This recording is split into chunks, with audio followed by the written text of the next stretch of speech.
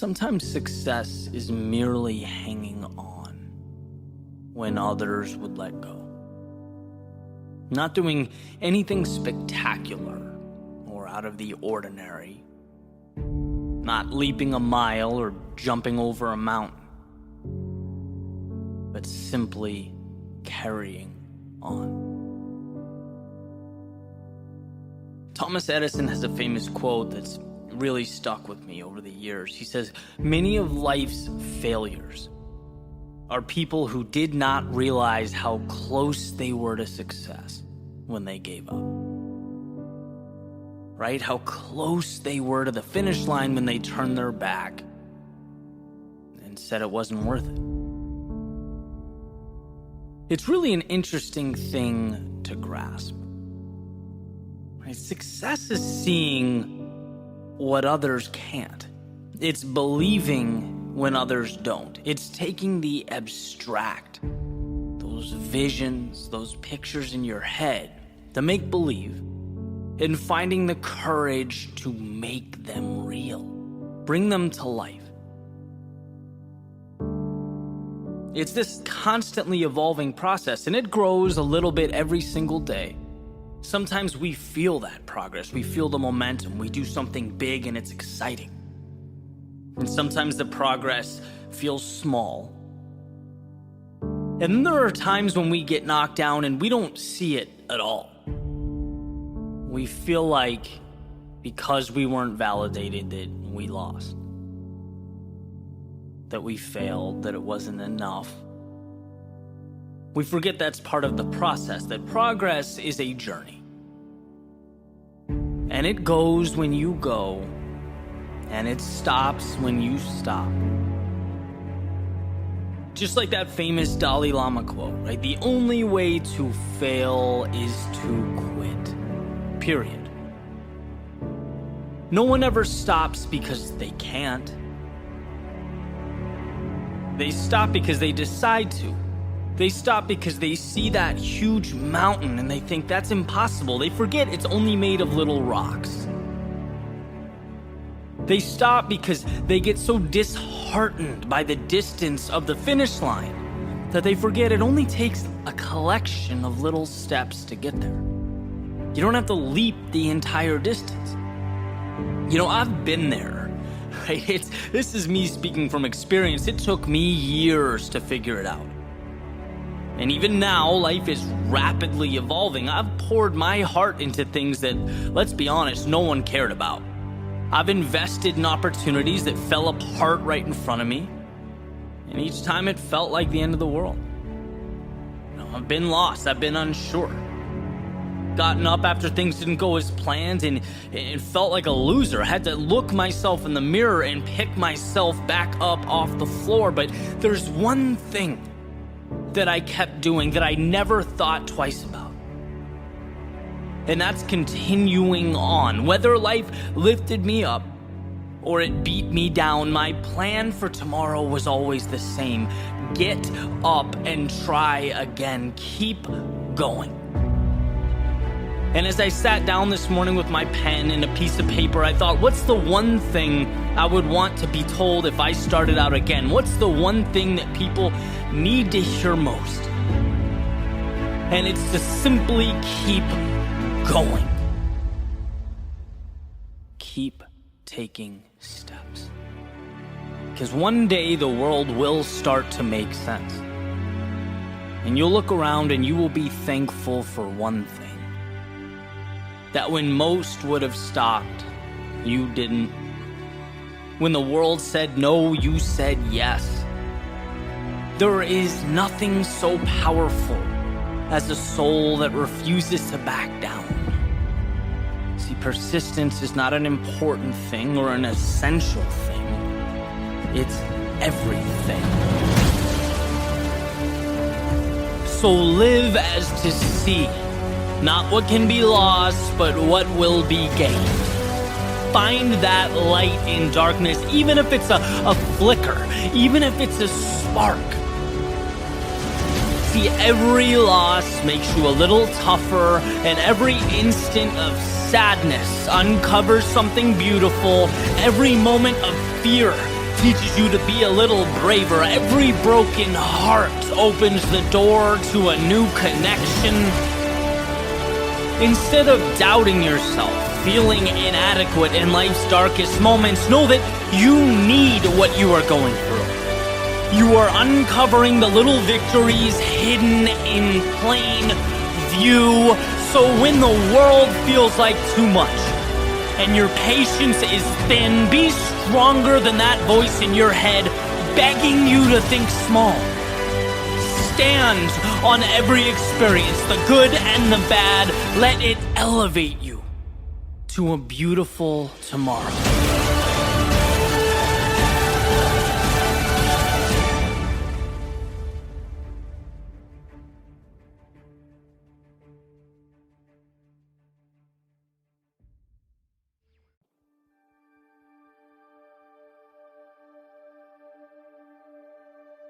If there's time, then there's time to turn things around.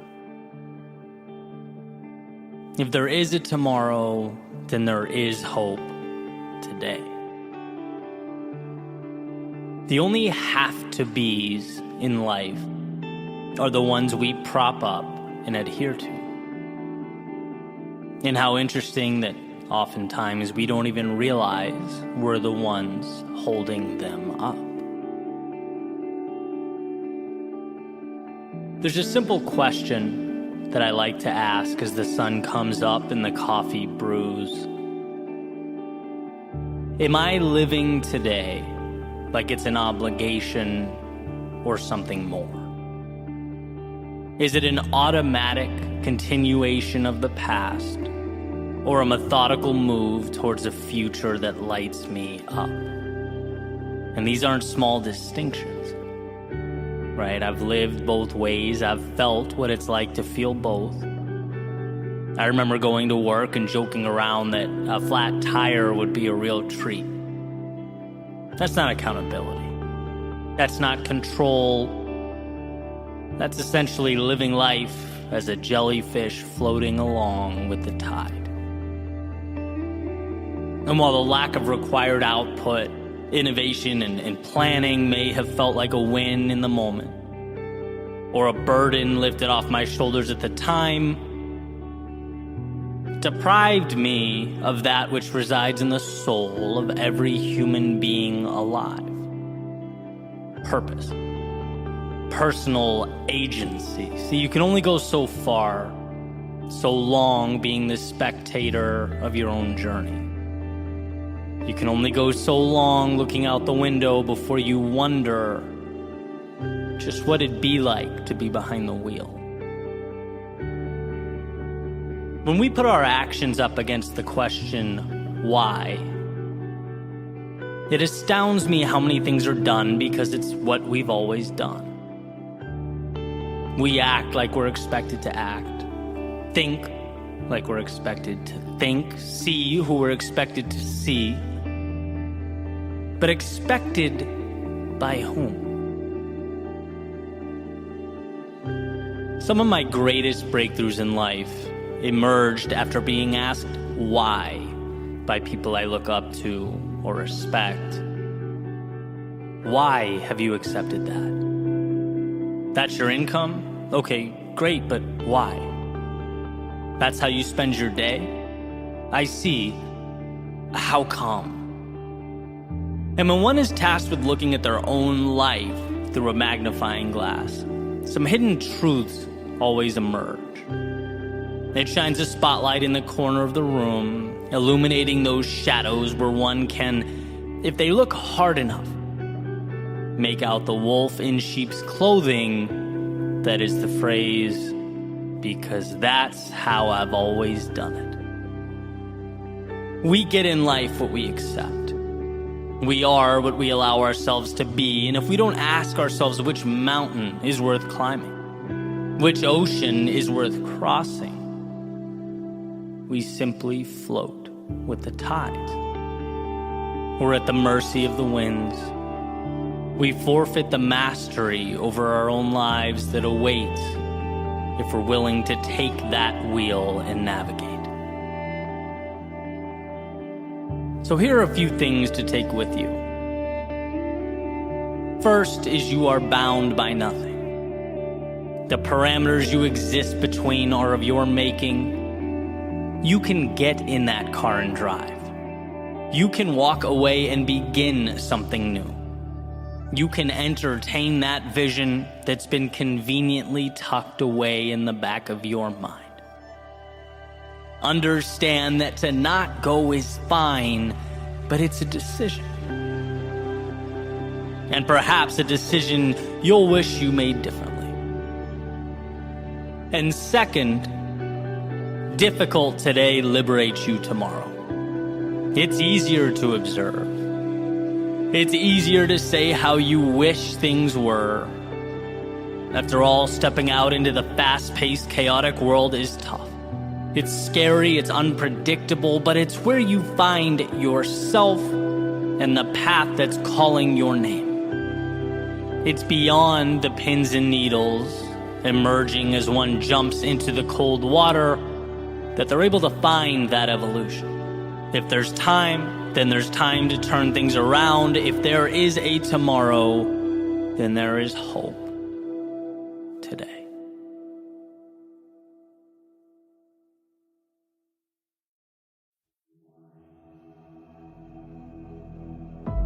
What's the difference between simple and easy? Well, simple is straightforward, uncomplicated. Easy, on the other hand, means achieved without great effort. The difference between those two words is subtle, but essential to understand. One deals with the complexity of an outcome. The other, your will and determination to achieve that outcome. Becoming who you most want to be is simple. But becoming who you most want to be is not easy. Just like walking is simple, yet hiking up a mountain is not easy. The procedure didn't change, the context did. So let's talk about context. Let's talk about this cyclical nature of growth, because it's not that most people can't. It's that most people won't. It's not that most people don't get how. It's that they don't have a strong enough why. The path is laid out before you. You just have to be willing to walk down it. Will you? Step 1, realize there's more out there. It's not that what you're doing now isn't amazing. It's just that yesterday's act of courage is now today's status quo. What was the spectacular is now the mundane. What was once the ceiling you had to jump to touch is now the floor you walk on. So at the very least, it prompts you to ask, well, what's next? Simple. Not easy. Step 2, the acquisition of courage. Yesterday's courage was a fight. It took a lot out of you, and it's ultimately what got you here. But it dropped you at the curb, it waved goodbye and went on its merry way, and here you are. You can stay here. A lot of people do. You can reminisce of the glory days, the old path, yesterday's triumphs. Or you can do that perpetually uncomfortable exercise of vulnerability. Stepping into tomorrow's unknown, reminding yourself that life's greatest rewards have a hefty price tag, and that price is discomfort. But I've already played this game, one might think. No, what you did was learn the rules. Now it's time to apply them to a new setting, and around goes the merry-go-round. It might seem like a replication from the horizontal, but here's the secret. You can't see the vertical. You have yet to look down and see your ascent, see what you're becoming. Just by staying on, holding tight, just by believing in yourself enough to begin again, you are fanning those tiny flames of courage in your soul that wait to be spread like a wildfire. Simple, but not easy. Step 3, mistakes. Now, of course, it's not the mistakes themselves you fear. It's what you think those mistakes will mean. Ridicule, embarrassment, lack of direction or identity, losing what you have. But here's the catch. When you realize the upside is greater than the downside, you liberate yourself. When you realize there's more to gain than to lose, your potential for greatness is born. How does one act on this? Mistakes. By making mistakes. By injecting yourself into the turbulence of progress. Our biology has not yet learned that the uncomfortable thing is the right thing, and that's why you get resistance. That's why it hurts. And it's why few people will accomplish what you will. When it comes to your climb, every day is opposite day. When they run out, you're running in. When they play safe, you play for the victory. To become who you might be, you must learn how to get there. Mistakes are your curriculum. Simple, but not easy. Step 4, trust yourself. Okay, sure, no problem, easy. Well, yeah, it's easy when you're getting what you want. But evolution takes time, and there's nothing quite like giving and giving and giving and not getting. There's nothing quite like stepping up to the plate again and again and again and bringing no runners home. So how does one find the strength to continue walking up to the batter's box? Well, growth is exponential, and those swings and misses matter. The infield singles matter. Everything matters. Because it's all chiseling your future self out of stone. Nothing is dependent on the next at-bat as much as all at-bats in the aggregate. That's why success is so often considered to be sheer will, dependent not on the home run, but on the discipline, the self-belief to keep walking up to the plate. Repetition and adjustment. Repetition and adjustment. Repeat and refine. Repeat, refine. Those are the materials from which all things are made. Simple, but not easy. And then we have the finale, the ending, step 5. Celebrate and adjust. At some point, you'll be able to look over your shoulder and notice something that perhaps you hadn't before. Space. Space between where you are and where you started. It's not sudden, but gradual. And undoubtedly, with enough persistence, it will emerge. These moments, they are precious. They are times to acknowledge what you've accomplished, the sacrifices you have made. They are life's way of reminding you what you are building and who you are becoming. It's a time of celebration. Every little win means something. Every small victory matters, so relish in it. And then transform it. Normalize it. Recognize that mountaintop is your foundation now. Your starting point has changed, and so have you, which means so have your expectations. With an increase in ability comes an upgrade to what's possible, what's expected. And look at that. We have arrived at a new step 1. Realize there is more. This is the process for capturing that which life has to offer. If you can fall in love with that, appreciate it, respect it, while simultaneously understanding it's not scary, it's dependent entirely on your ability to push forward. If you can understand that, there is nothing you can't do. Nowhere you can't go. Simple, yes. Easy, no. But you're not in this for easy. You're in it for the journey, the growth, the adventure. You're in it because it's not easy. You'll see in time, as will the world, that this decision to endure was simply the best one you ever made.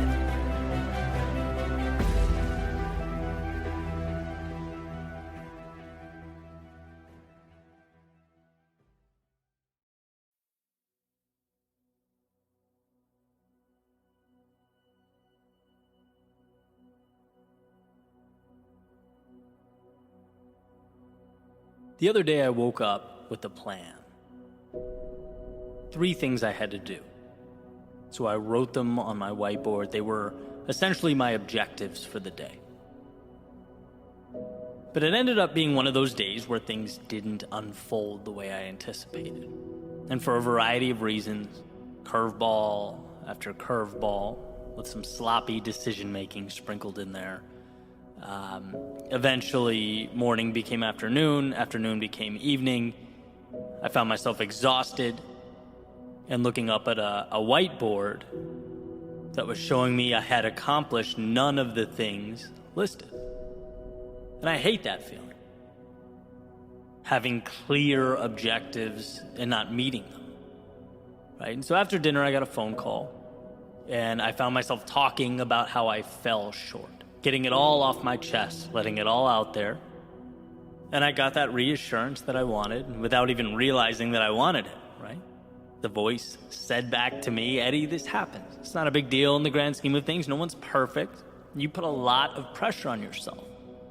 Tomorrow's a new day, right? That type of thing. And it's like, okay, exhale, time for bed. And the next morning, I was outside relaxing, doing some thinking, and came to this point. And you'll see how these dots connect here in a second. But essentially, I see life as a staircase, right? Where we thrust ourselves out into discomfort, into chaos. And then amidst the storm, we're forced to grow. We step into shoes we were once unable to fill. And what was once bigger than us is now normal. It's every day. It's ordinary because we fought for it. We pushed ourselves through. That's evolution. But now, guess what? That old ceiling has become the floor. It's time to evolve. It's time for that next step in the staircase. Time to thrust ourselves back into the chaos of life so that we can again tame something bigger than us. Take the next intimidating thing and make it commonplace. And as I sat there outside thinking, I found myself to be at that next step, ready to leap out again into the tumultuous winds of life. But this time it felt different. There's an intersection, and I talk about it often, of doing what adds value to the world and doing what makes you content personally. Okay, I think where those two things meet is peak living. That's where the magic happens. And I'm fortunate enough that these thoughts, speeches, episodes, videos, whatever you want to call them, on some days literally reach over 200,000 people. And that's not meant to be a humble brag or anything like that. It's just, to me, so incredible that I can't process it, right? I get emotional thinking about it.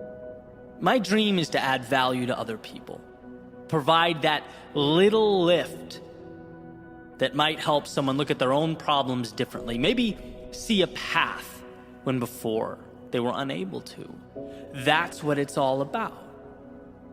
And then, in addition to that, a parallel track on a personal level, feeling like I'm growing and evolving as well, constantly stepping up those stairs one by one, having the courage to continue fighting those unknowns and making sense of life's complexities.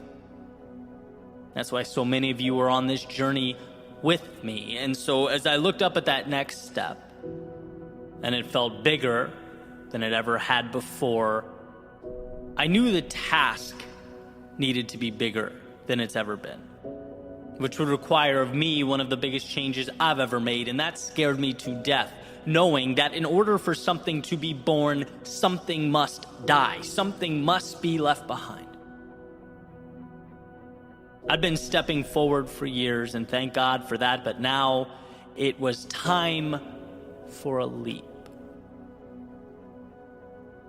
And so back to that whiteboard I mentioned earlier. If you hang in with me long enough, I usually come full circle. Right, back to the list of goals I missed, the bad day. Why am I so fixated on that? Well, it has nothing to do with the day itself. Everyone swings and misses from time to time. It has nothing to do with those 3 goals. Everyone falls short here and there. That's part of life. It's about the person I want to be as I endure those turbulent times. It's about the strength to handle my own chaos and battles differently. Before you can lead others, you need to lead yourself. And that means being vulnerable. It means being honest. It means looking in the mirror and asking yourself the tough questions. It means being stronger than I've ever been. There will be times that require of me that I push forward without having to hear from my parents or girlfriend or buddies that everything's all right. The next step requires that I trust myself to be the guy in my own life. To have impact in the world, one must find strength within themselves where they didn't know it existed. This is a leveling up that I know is required for me to be more than I've ever been, stronger, bolder, more confident when I'm most fearful. There was a line I used to draw separating me and the people I look up to. And the moment for me was a message. I knew it was time for me to mentally remove that line. You'll never be more than you envision yourself to be. It was time to be my own answer. Promote myself to that next level. From the kid with the dream to the man that makes it happen, it's time. It's just simply time. Even the ones I love, the ones closest to me, they can't provide that. It has to be internally derived from a place so deep that come hell or high water, it's happening. And telling people about my little misfortunes so that they can pat me on the head and tell me things are great, that's antithetical to what is required of me next.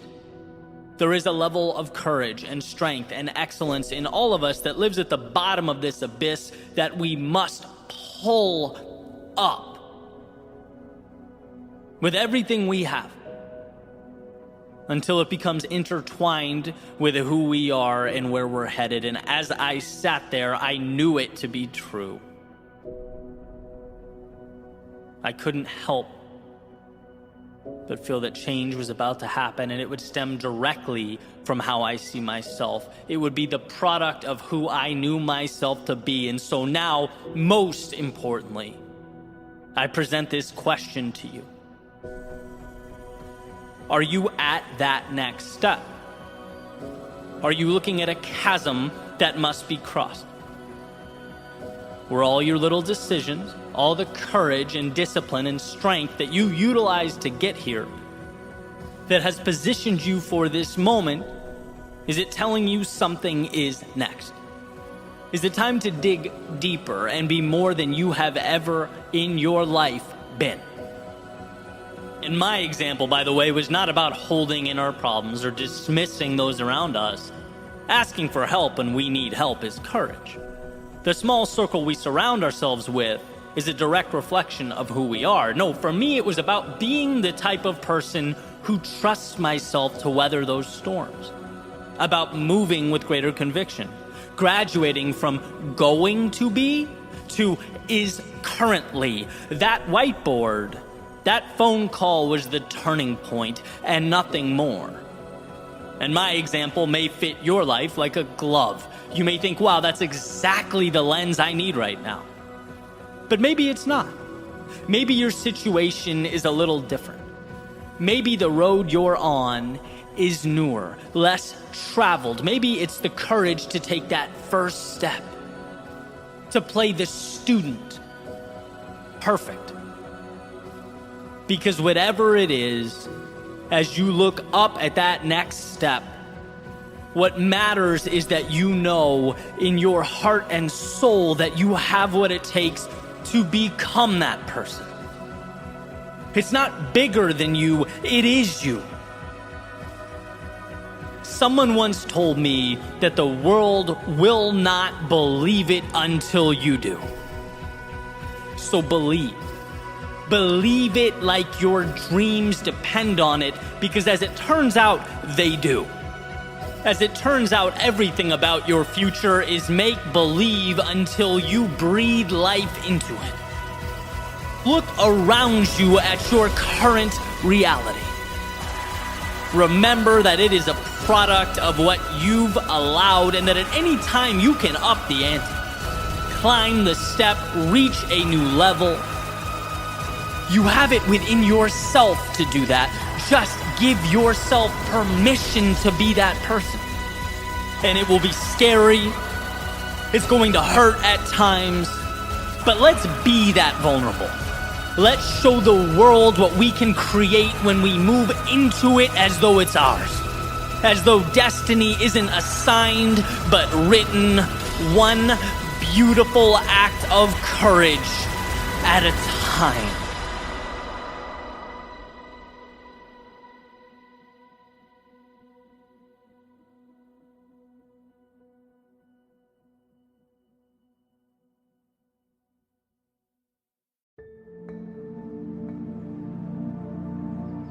Can life change in a day?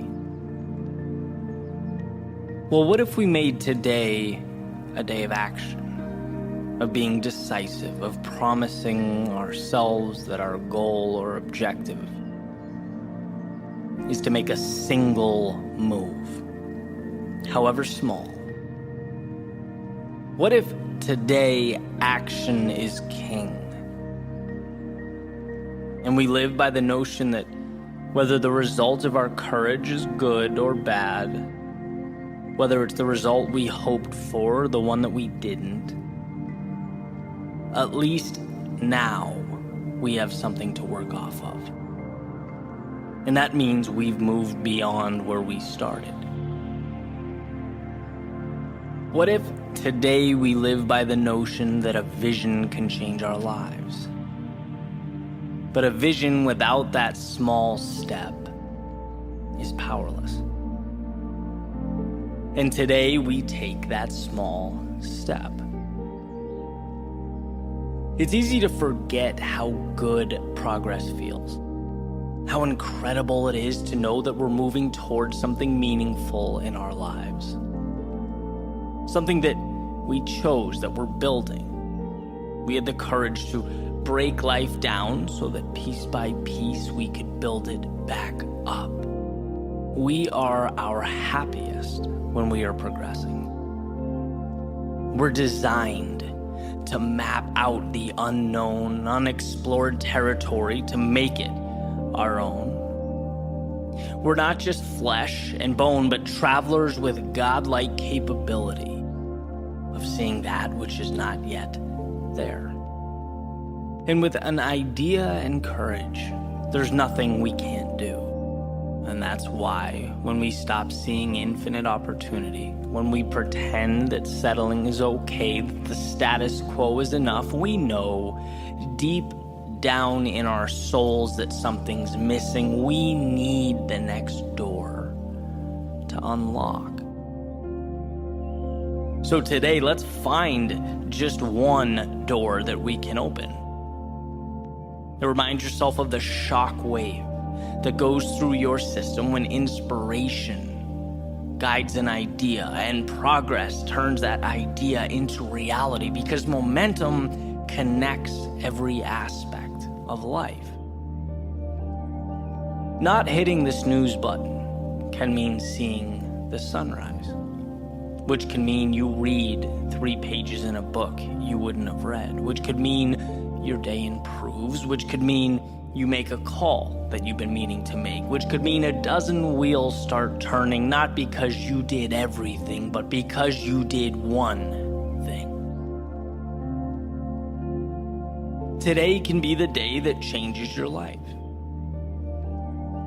And you don't even need the miraculous to make that happen. You just need to push back against the normalcy of your everyday. Create little microcosms of chaos that you can tame, you can understand, make your own, and then stack on top of each other. today treat that little voice of uneasiness or nervousness in your stomach as assurance that the path before you is the right one. Remember that almost all decisions are reversible, but that a decision at least puts you somewhere, right or wrong. It moves you along and shows you more of life, the things, the people, the places you've never seen before. And the only bad decision is no decision. Some folks never move towards meaning, towards the things that they want in, well, their entire lifetime, because they didn't realize it wasn't an earthquake they needed to shake the old world at its foundation. They needed to make one decision. One decision that might be wrong, but at the very least would reassure them that wrong decisions aren't fatal. A decision allows you to remap a new reality and take another step and another and another. You can change your life today by picking your arena and simply stepping into it. You don't need to be the best or the greatest or the most innovative. No, that's for another day. Today, if you want to change your life, open the door and step in. You'll be amazed at what transpires.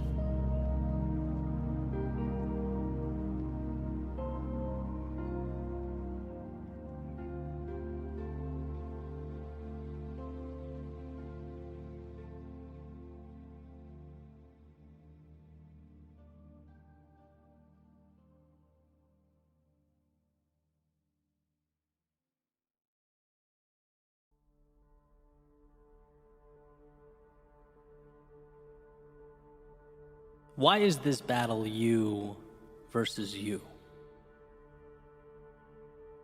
With all the complexity, all the obstacles out there, why are you your greatest opponent? Well, to put it simply, because all those obstacles and all that complexity still can't tell you no. They can't say enough is enough. They can't look back at you and say, let's just settle for what we have now. No, only you can do that. The world may create the landscape. It may construct the terrain and those obstacles. But you are the sole decider on where along the way you stop. You decide how far you want to go and how much you are willing to endure. When it comes to your advancement or limitation, you are in the driver's seat. I just picked up a copy of Will Smith's recent book, and one of the ideas that stood out to me was resilience. And this part in the book, it's actually kind of uncomfortable to get through, but incredibly powerful. He's talking about his childhood and the polarity of his father's personality. A man who would do anything to provide for his family. He took pride in that and saw it as his primary responsibility. But simultaneously was their greatest source of pain. And he mentions his father, hitting his mother from time to time. In one particular example, struck his mother in the face so hard that it knocked her on the floor. And as she stood back up, she said something along the lines of, "You can hit me, but you can't hurt me." And that was the first time Will understood as a child the difference between what the outside world inflicts upon us and how we choose to react to that occurrence. That understanding is power. It's why you are the author of your story. In the sense that every single thing dropped at your feet, every situation, every occurrence, they come with an implicit question attached, a question that you and only you are responsible for answering. The question is, what does this mean? And how you respond to that question determines whether you go left or right at that metaphorical fork in the road. Does the occurrence detract from your ambitions, or is it a multiplier? Does it confirm your doubts and insecurities, or is it your reason to rise to the occasion? An opportunity to stretch, to evolve. That's a gift. That's an invite. Not some sort of divine punishment. But the challenge is removing the layers until you arrive at the value. And it's hard. But you get there by saying yes. You get there by choosing to see the value. And here's a quick example. My favorite thing about athletics, which was, for me, a ton of running. Now I throw more interval training in there, but the same concepts apply. It's a chance to remind myself that I don't negotiate with my weakness. I don't give myself an opportunity to rationalize with the voice that wants me to quit. That question, that fork in the road, I answered it. I charted its course before the workout started, knowing this is going to be uncomfortable at times, but it's where I need to go. There will be no more thinking from here on out.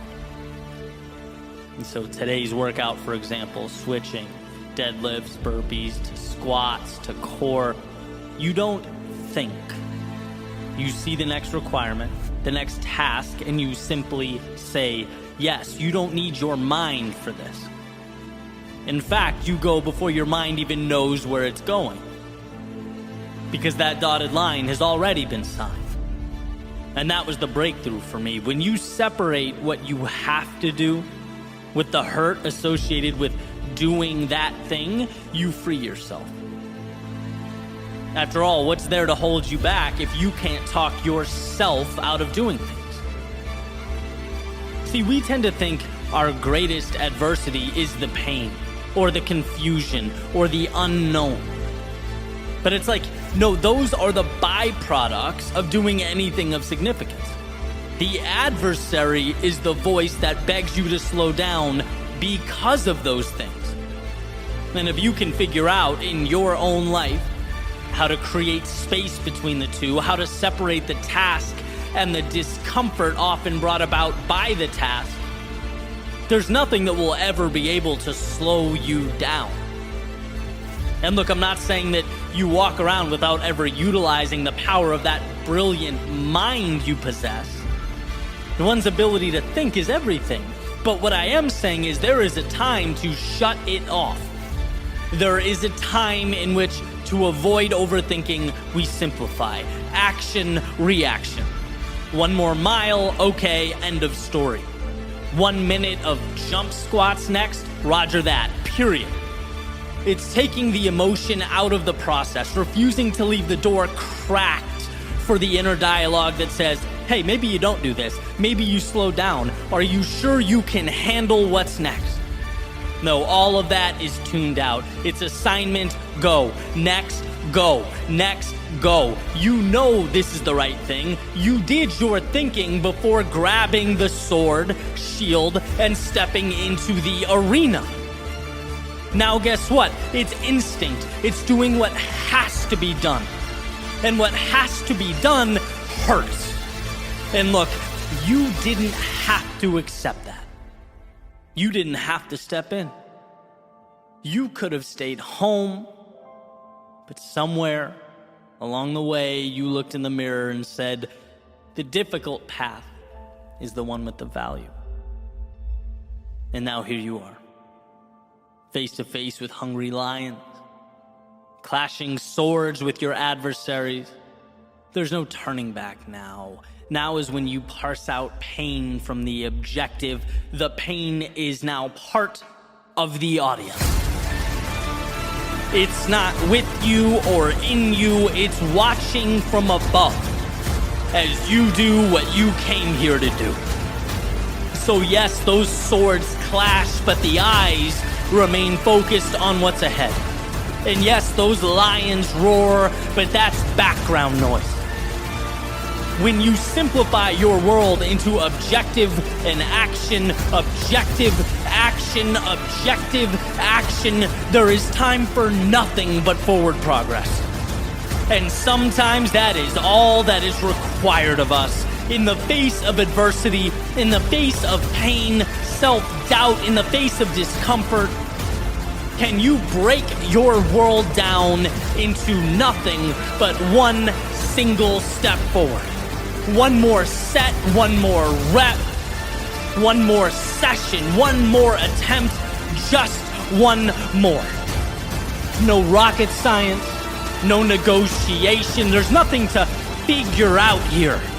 It's walking the path before you. It's the discipline to carry on. It's one more swing of the axe. Audience or no audience, lions or no lions, you are bound to the universe at your feet. And that simplified concentration is why you will succeed.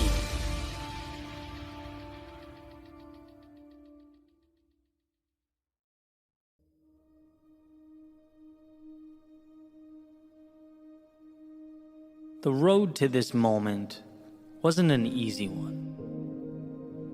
There were times where you thought you knew, but simply didn't. There were plans made that drastically differed from the ones fate had prepared. There were days that made you question yourself, your beliefs, that made you ask, what is my purpose? Look, to live is to have felt these things, asked these questions, to have seen firsthand the discrepancy between what we draw up and how life unfolds. And I think about this discrepancy often. The swings and misses, they hurt. You know, that quick shiver you feel down your spine when thinking about the wrong turns made.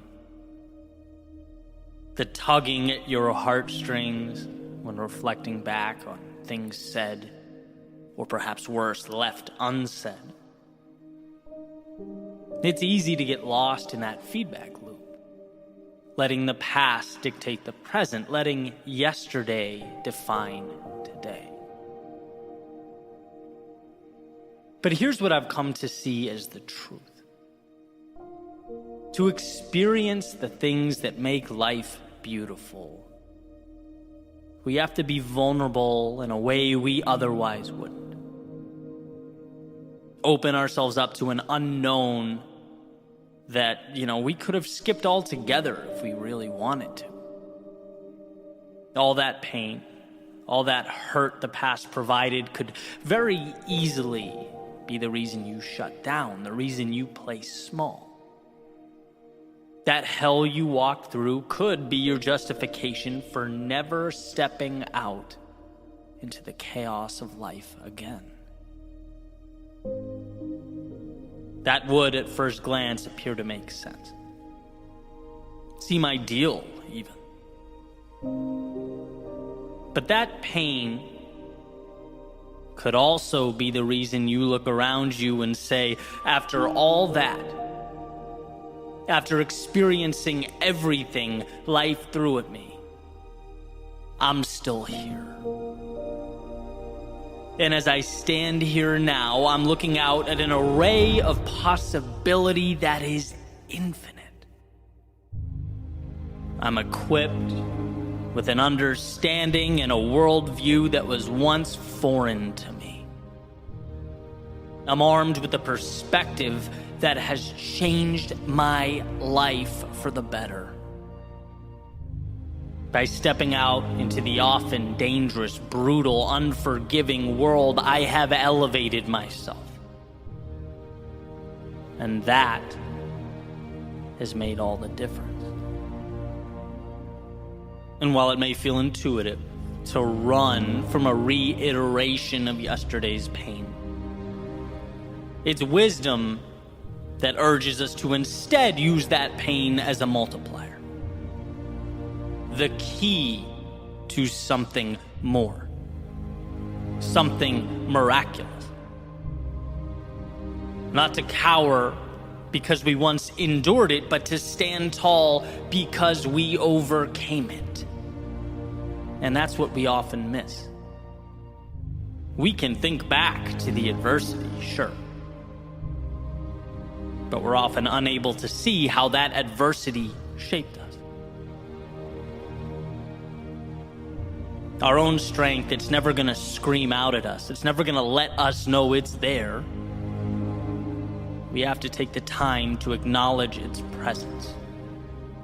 We have to peer over our shoulders to see how far we've traveled. We'll always have obstacles before us. But if we don't stop and assess, we won't see that the obstacles have gotten bigger. Not because life's gotten harder, but because our own evolution has permitted us to step into bigger arenas. It has equipped us to take on larger adversaries. A simple willingness to be vulnerable has become the flame that lit up your soul. So the question is, will you step out? Will you see that vulnerability not as a crack in the foundation or a chink in the armor, but as strength? To love, it requires accepting a susceptibility to being hurt. To play the game requires an acceptance that you just might come up short. To bet on yourself means understanding that you might fall right on your face. To want more than you have now means acknowledging that you might be humbled along the way. This is what it means to live. Giving a piece of yourself in order to acquire that which means the most. The torturous, often counterintuitive willingness to step out into the darkness of night when your heart races and your mind moves 1,000,000 miles a minute. That's vulnerable. That is power. And it's an investment in a tomorrow that otherwise would not have been available to you. You are not your past. You are the wisdom derived from its lessons, the courage removed from its trials, and the hurt that was perhaps at one point the only thing you felt. It's not your reason to shrink into yourself. It's your reason to step back out, to say to the universe, I have the strength to again dance with the unknown, to risk the short-term discomforts that life often hands out like candy in exchange for the chance years from now to look at your reflection and say, I got back up. I did the hard thing. I followed my heart. I wandered into that darkness to obtain the wondrous reality that is, for a time, concealed. I did that. So love again. Grow again. Try again. Build again. Believe again. See again. Feel again. Step out into the world again. This is who you are. Underneath the fear and insecurity, underneath all those reasons to not go, there lives the beginning of the miracle that is life. And it won't be easy. The timing will never feel perfect, but the question will always exist. It will always exist within an arm's reach of where you stand. Can you be that vulnerable? Can you be that courageous? And not just when things are going well, but amidst the turmoil, the chaos, the self-doubt, when your memory only wants to play highlight reels of where things went wrong, where you swung and missed. Will you choose to see those moments not as the chains that confine you, but as the strength that elevates you? Will you be vulnerable enough to give away some of you in order to expand and transform all of you?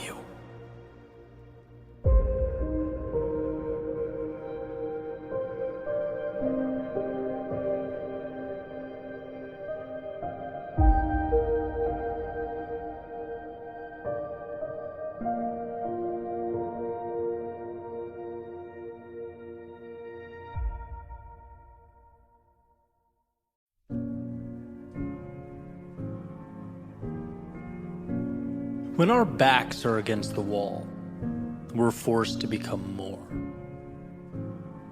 When the clock is ticking, we are tasked with finding answers that hide among us. It's in the darkness we find light, and while lost, we find ourselves. The paradox of life is that from our pain comes our purpose, our evolution, and our greatness. I love thinking back to about 2014, making my way around Boston, having just quit my job, essentially purposeless, clinging to a YouTube channel and a podcast idea that I would name Your World Within.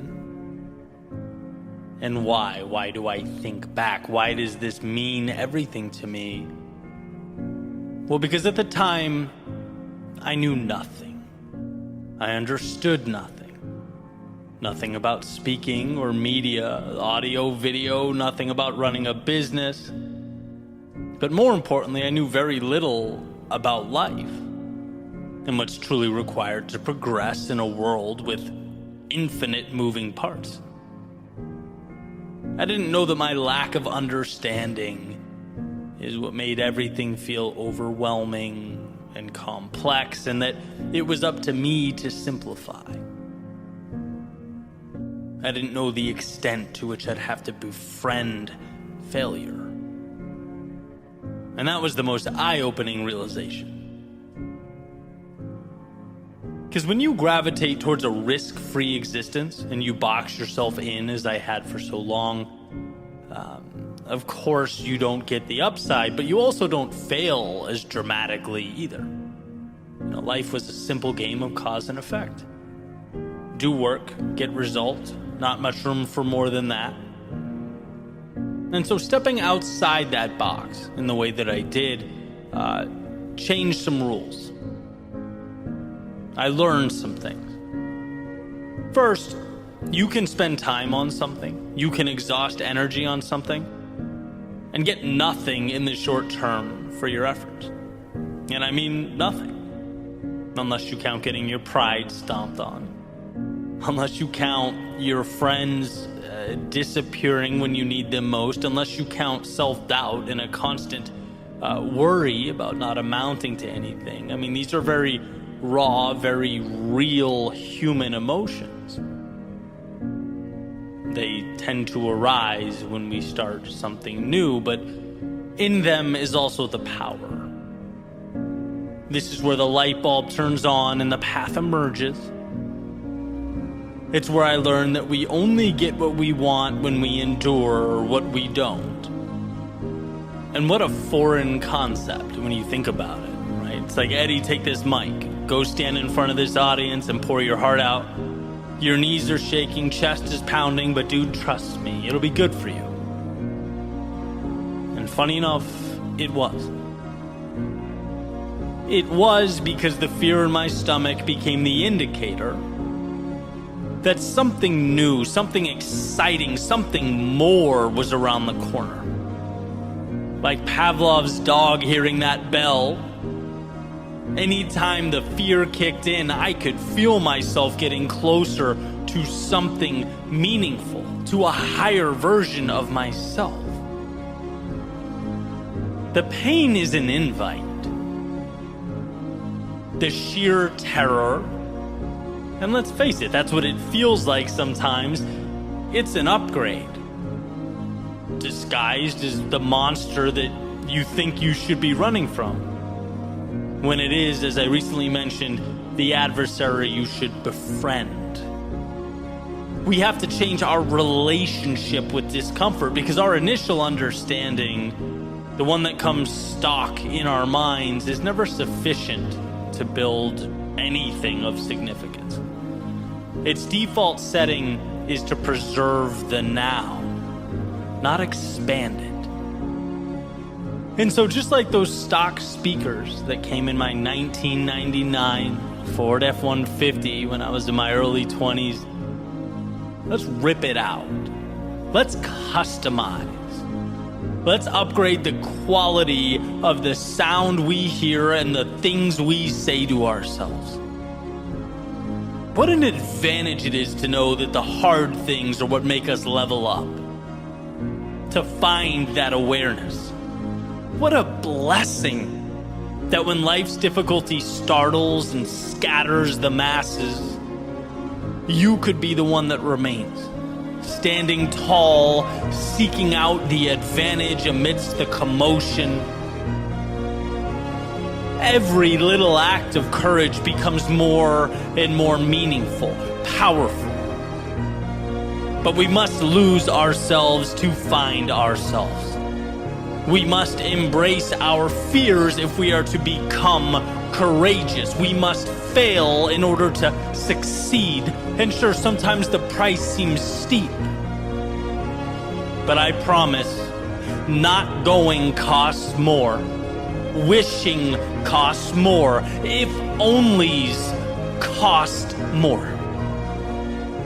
So maybe for you it isn't a YouTube channel or a speaking career. Maybe it's something totally different. But it is something. And should you bring yourself to pursue that which your heart pulls you to pursue, you'll have those moments of defeat where you're mad at yourself for leaving the comfort and safety of your previous world. You'll have times where you have no idea what to do, where you feel alone or stuck or unsure. The difference will be whether you see this as the invite you've been waiting for or the reason to turn around and settle for less. That's the question. How do you internalize all that emotion that will feel like it is consuming you? I couldn't believe how strong that temptation was to go back, nagging at me every day. Just come off the edge. Just be comfortable again. But as my old coach would say in college, when we're doing wall sits or something physically taxing, 15 seconds. You can do anything for 15 seconds. And isn't life just a culmination of 15-second windows? It's compartmentalizing the process. It's turning the difficult into the advantageous. You have the ability to not think like everyone else.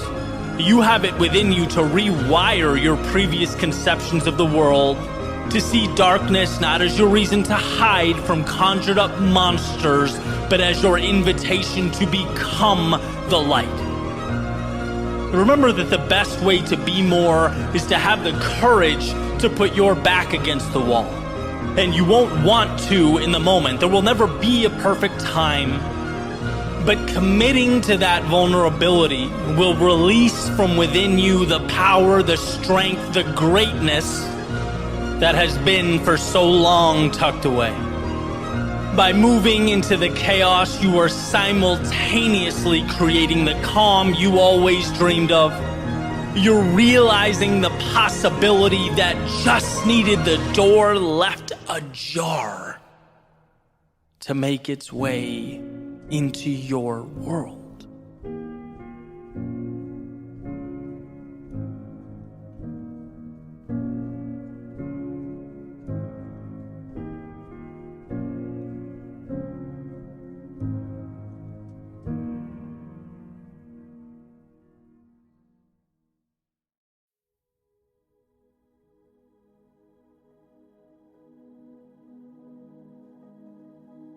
Don't you dare reach for your pocket, I told myself.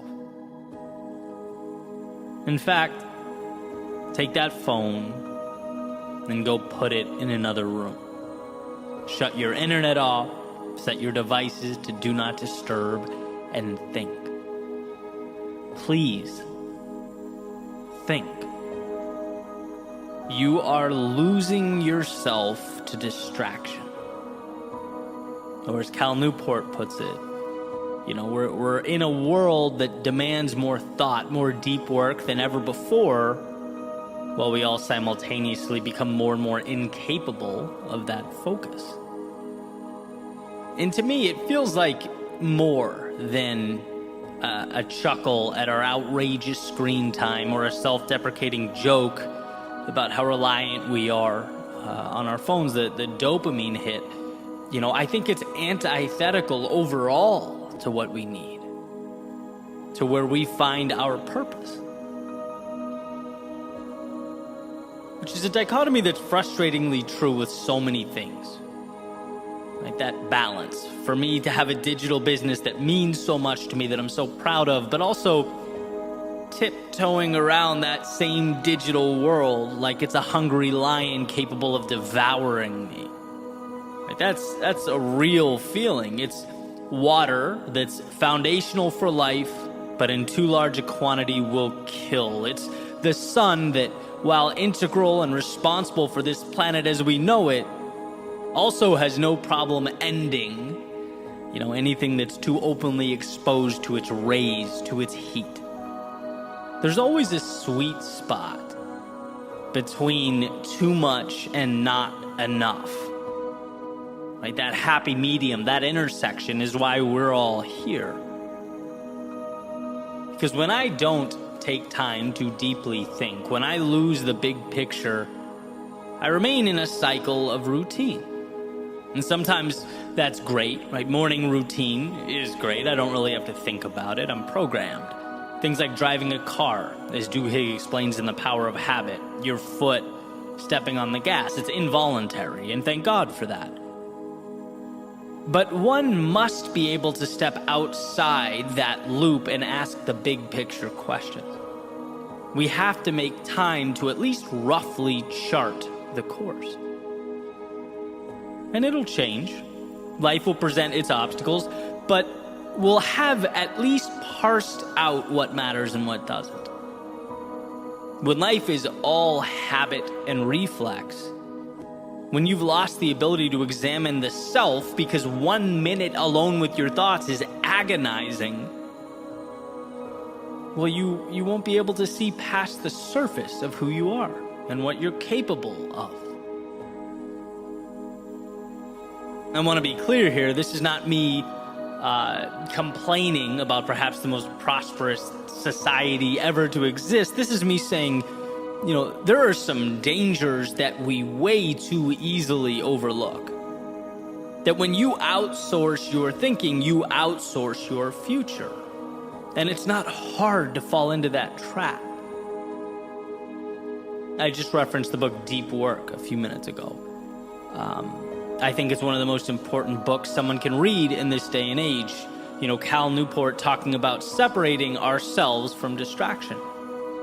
I remember the day I first listened to that book, I was sick, so I wasn't on my usual run. I was walking, and because of that, I felt this urge to, as the book was playing, to reach into my pocket and check for notifications.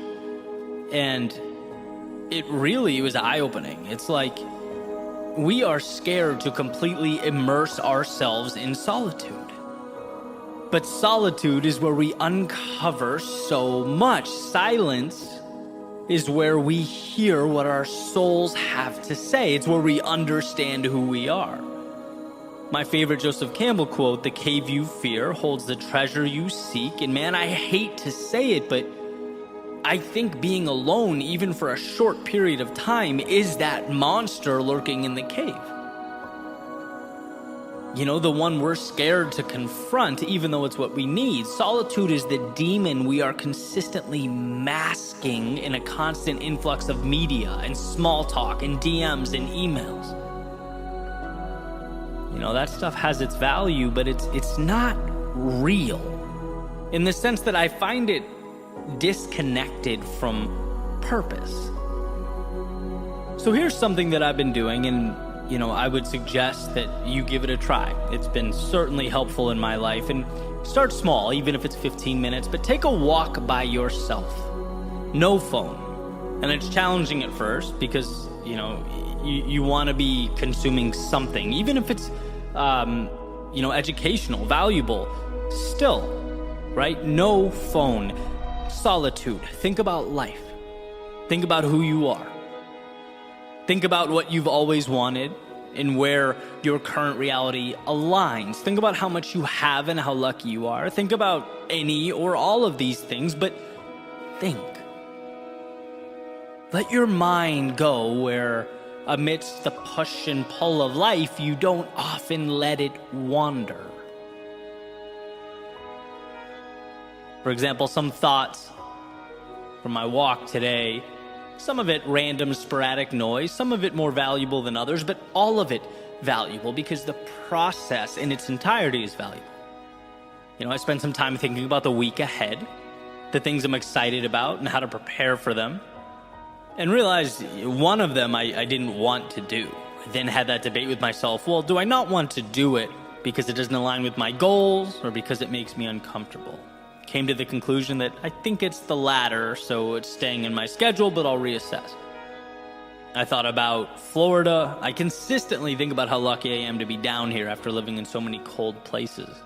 It's just such a beautiful environment, and one that I don't take for granted. I thought about a statement I just heard from a professional athlete after his surgery, talking about how hard it was on him, but that he would rise from the ashes and he would have the best year of his life. And, my mind went to one of the most important rules of leadership, that it's not about you or your rise or fall, right? To lead is to make it about the team, about the overall goal. And how grateful I was to come across that video, to see that and really dissect it. Sometimes the best ways we learn is by seeing what not to do, right? And I'll take that with me. I'll take that understanding with me on my own journey. Last thing I remember, I thought about some of the books I've been consuming. I've taken in an insane amount of books over the years, but I've practically stopped reading physical books, right? And now I consume mostly on Audible or other audiobook methods. Made me wonder whether the value is equivalent. How much that varies from person to person, maybe something to research later, right? That's all I remember as I sit here now. But the point is, this is stuff that if I don't immerse myself in solitude and break through the barrier of boredom, I don't get to. And maybe you go through a week where you don't find much. But as the saying goes, right, one idea, one concept, one epiphany can truly change the dynamic of your life. It could change everything, right? There are answers just beyond the realm of distraction we operate in. Some of them pertain to trivialities like the audiobooks and the cold front. Some of them pertain to your goals and your development, who you are, where you're going, and how you'll get there. As Newport says, to simply wait and be bored has become a novel experience in modern life. And while his emphasis and focus is primarily on work and creating an environment to be productive, I want to suggest that it's not only our work that needs saving, but ourselves. We can't lose touch with what matters most. We can't become so shallow in our thoughts and our actions that the beauty remains buried away. There is something in you that's untapped, unfinished, raw talent or desire. There are pieces of you that need to be assembled. And if left alone, will wither away, unremarkably, quietly, and probably without your noticing. So my ask is that you think of this as more than, me cheering on long walks. It's not about the walks, right? It's about time alone with yourself and what that opens up for you. It's about recognizing the spaces we need to carve out from the outside world. so that when we re-enter the outside world, we know who we are. We understand where we're headed.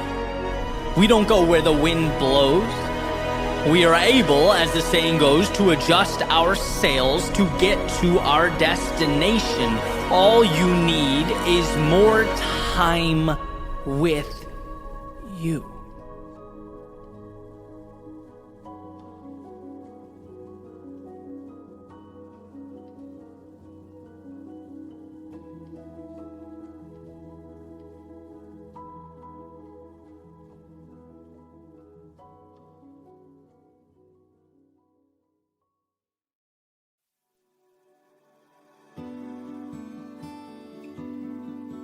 There's a quote from Naval Ravikant.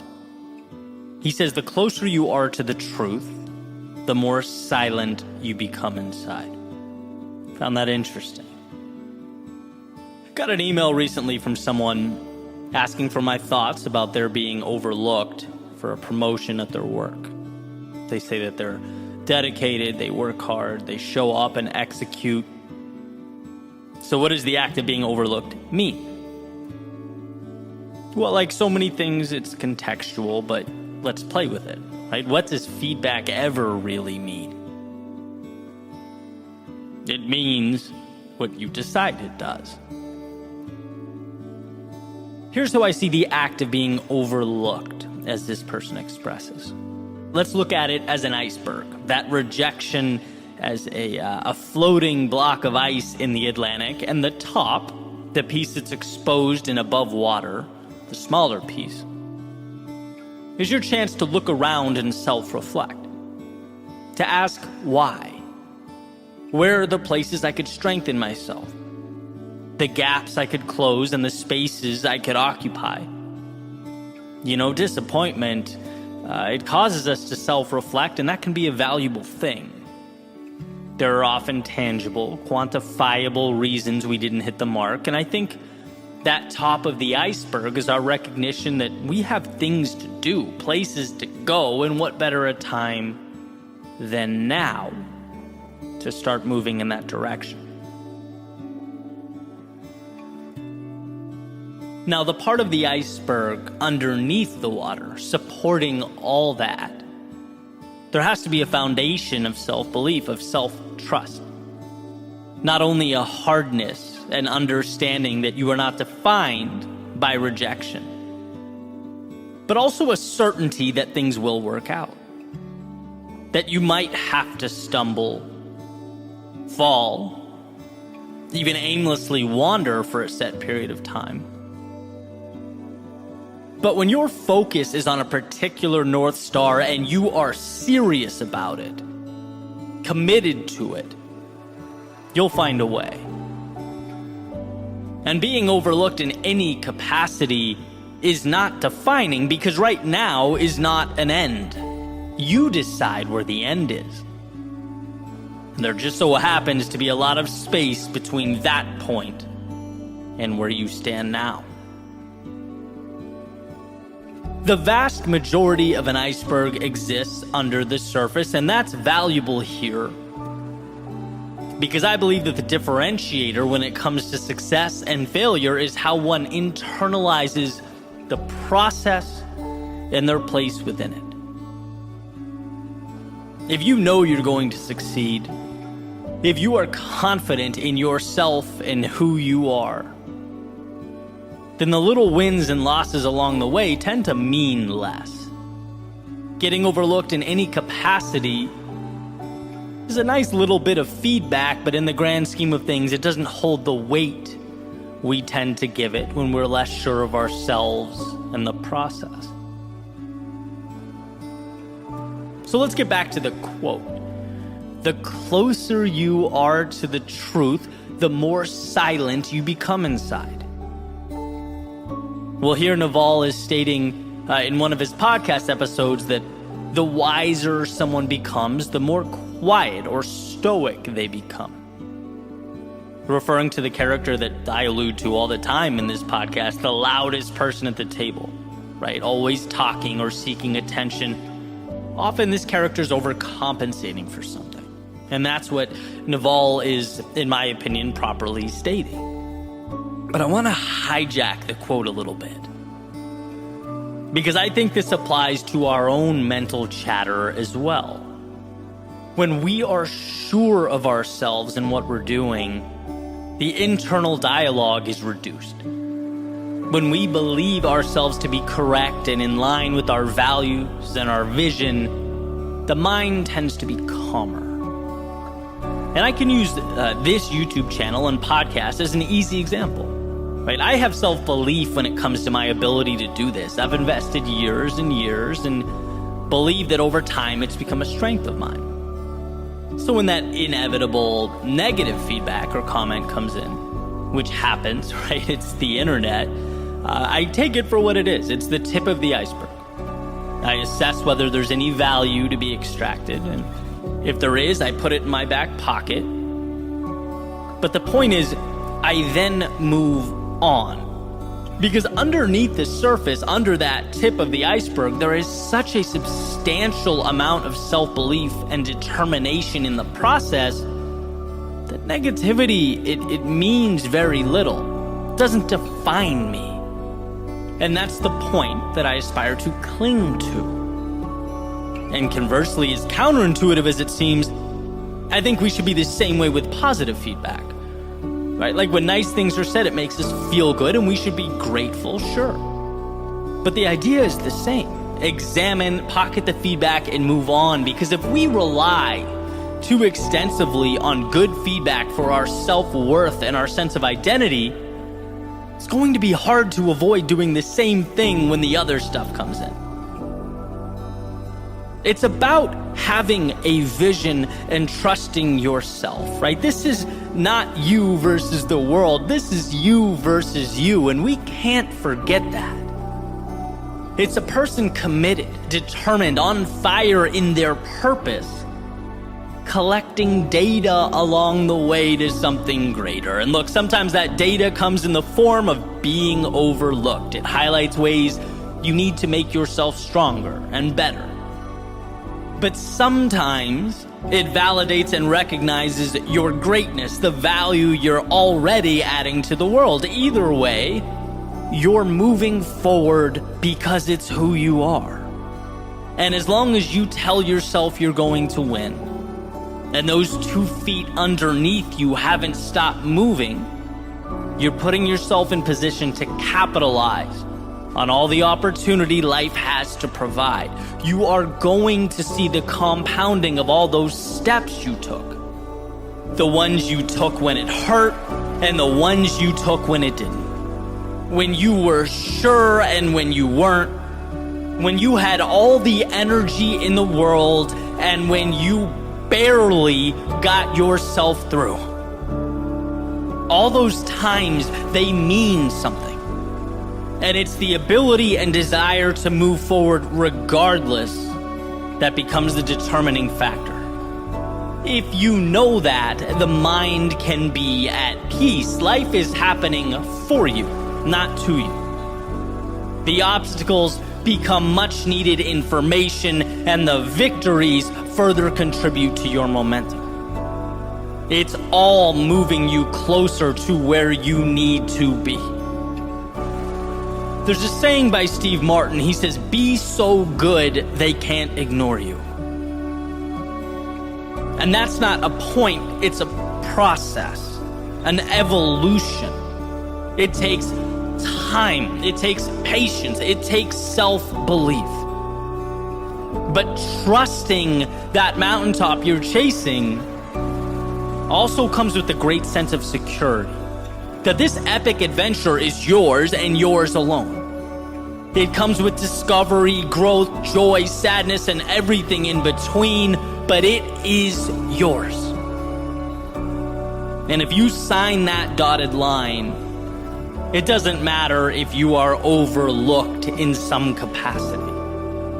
No person or external event can take away what you know in your soul to be true.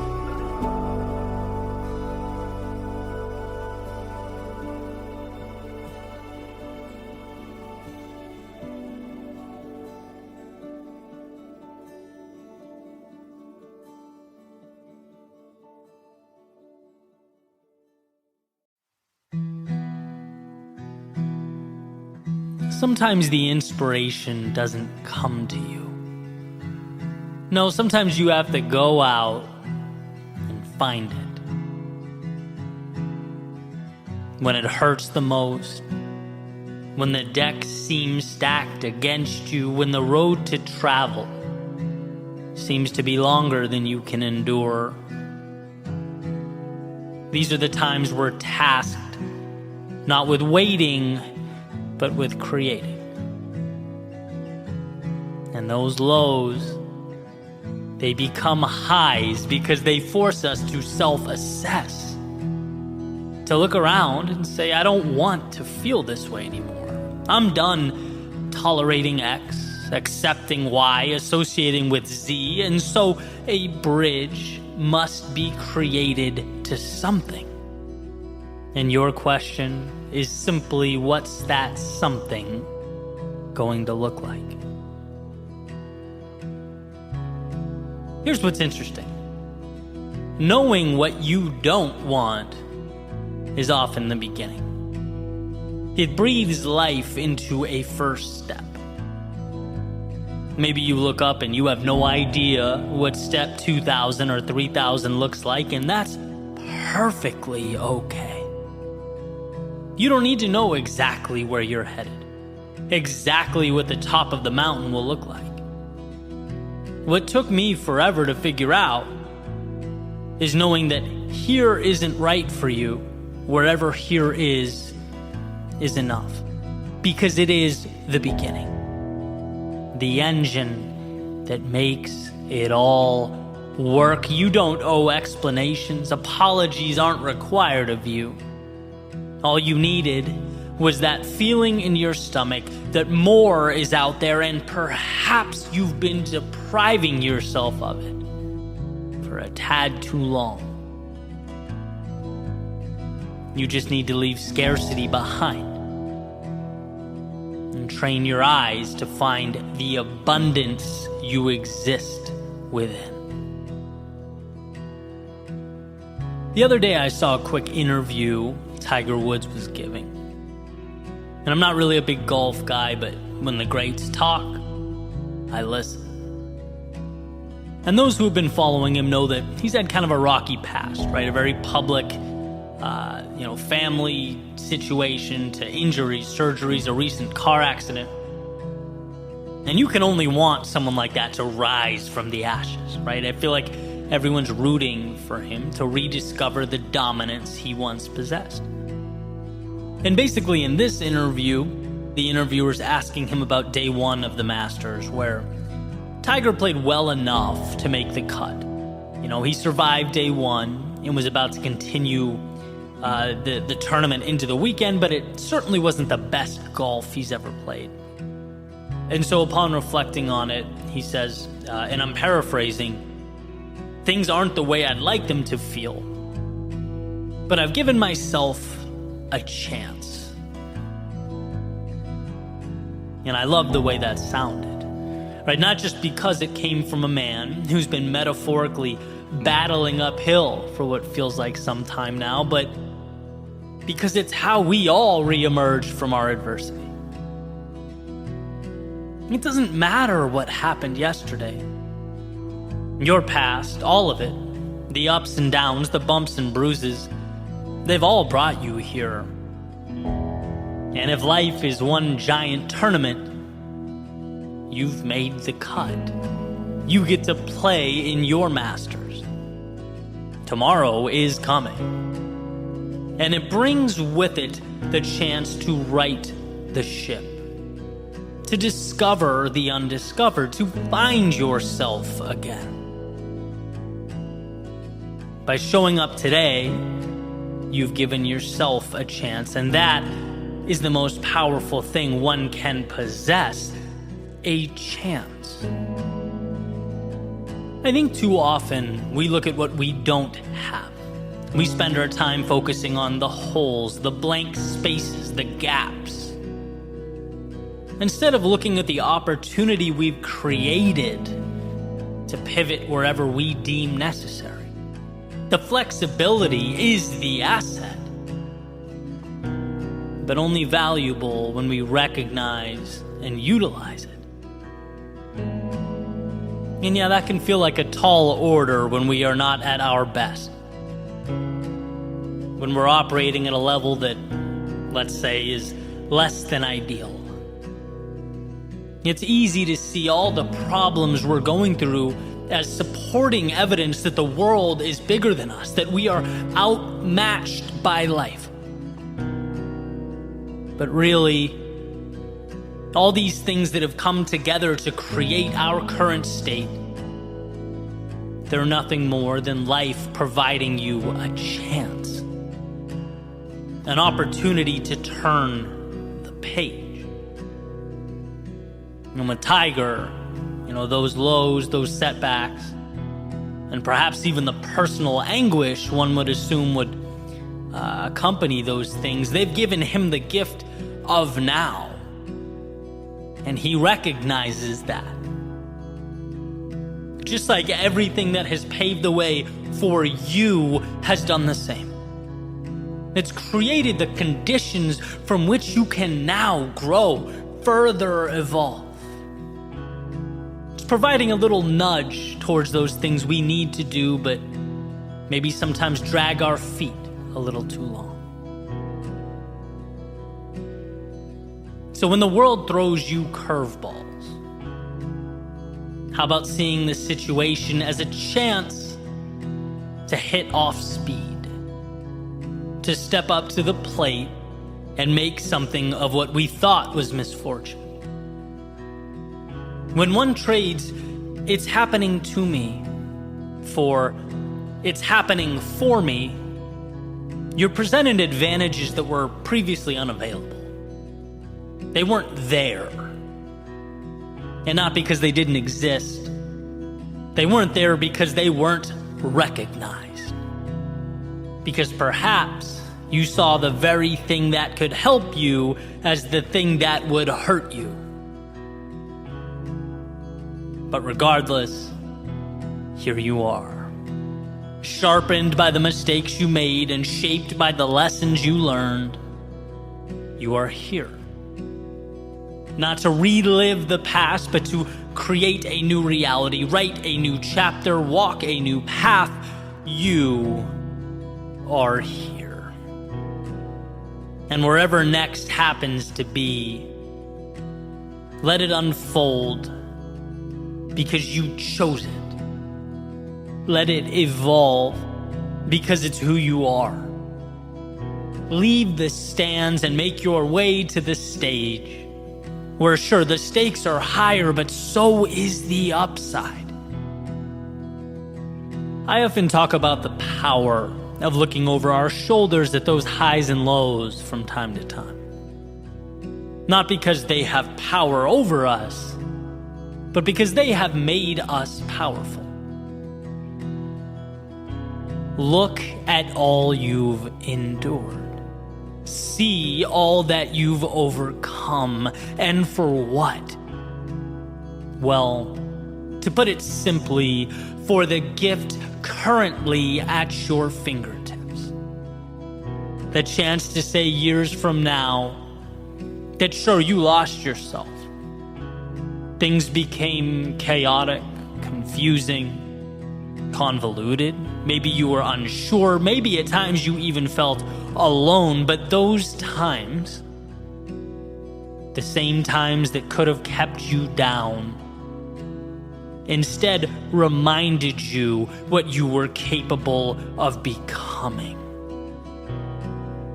You don't get the light at the end of the tunnel without walking through the darkness. And so to remember that all this has unfolded to bring about something beautiful on the other side, well, that just might be the perspective that you've needed, that you've left behind. The world will only give you what you ask for, and so right here, right now, instead of accepting a continuation of your past, how about demanding an evolution of yourself? That game of life awaits. And so for your sake and the world's, don't be afraid to play.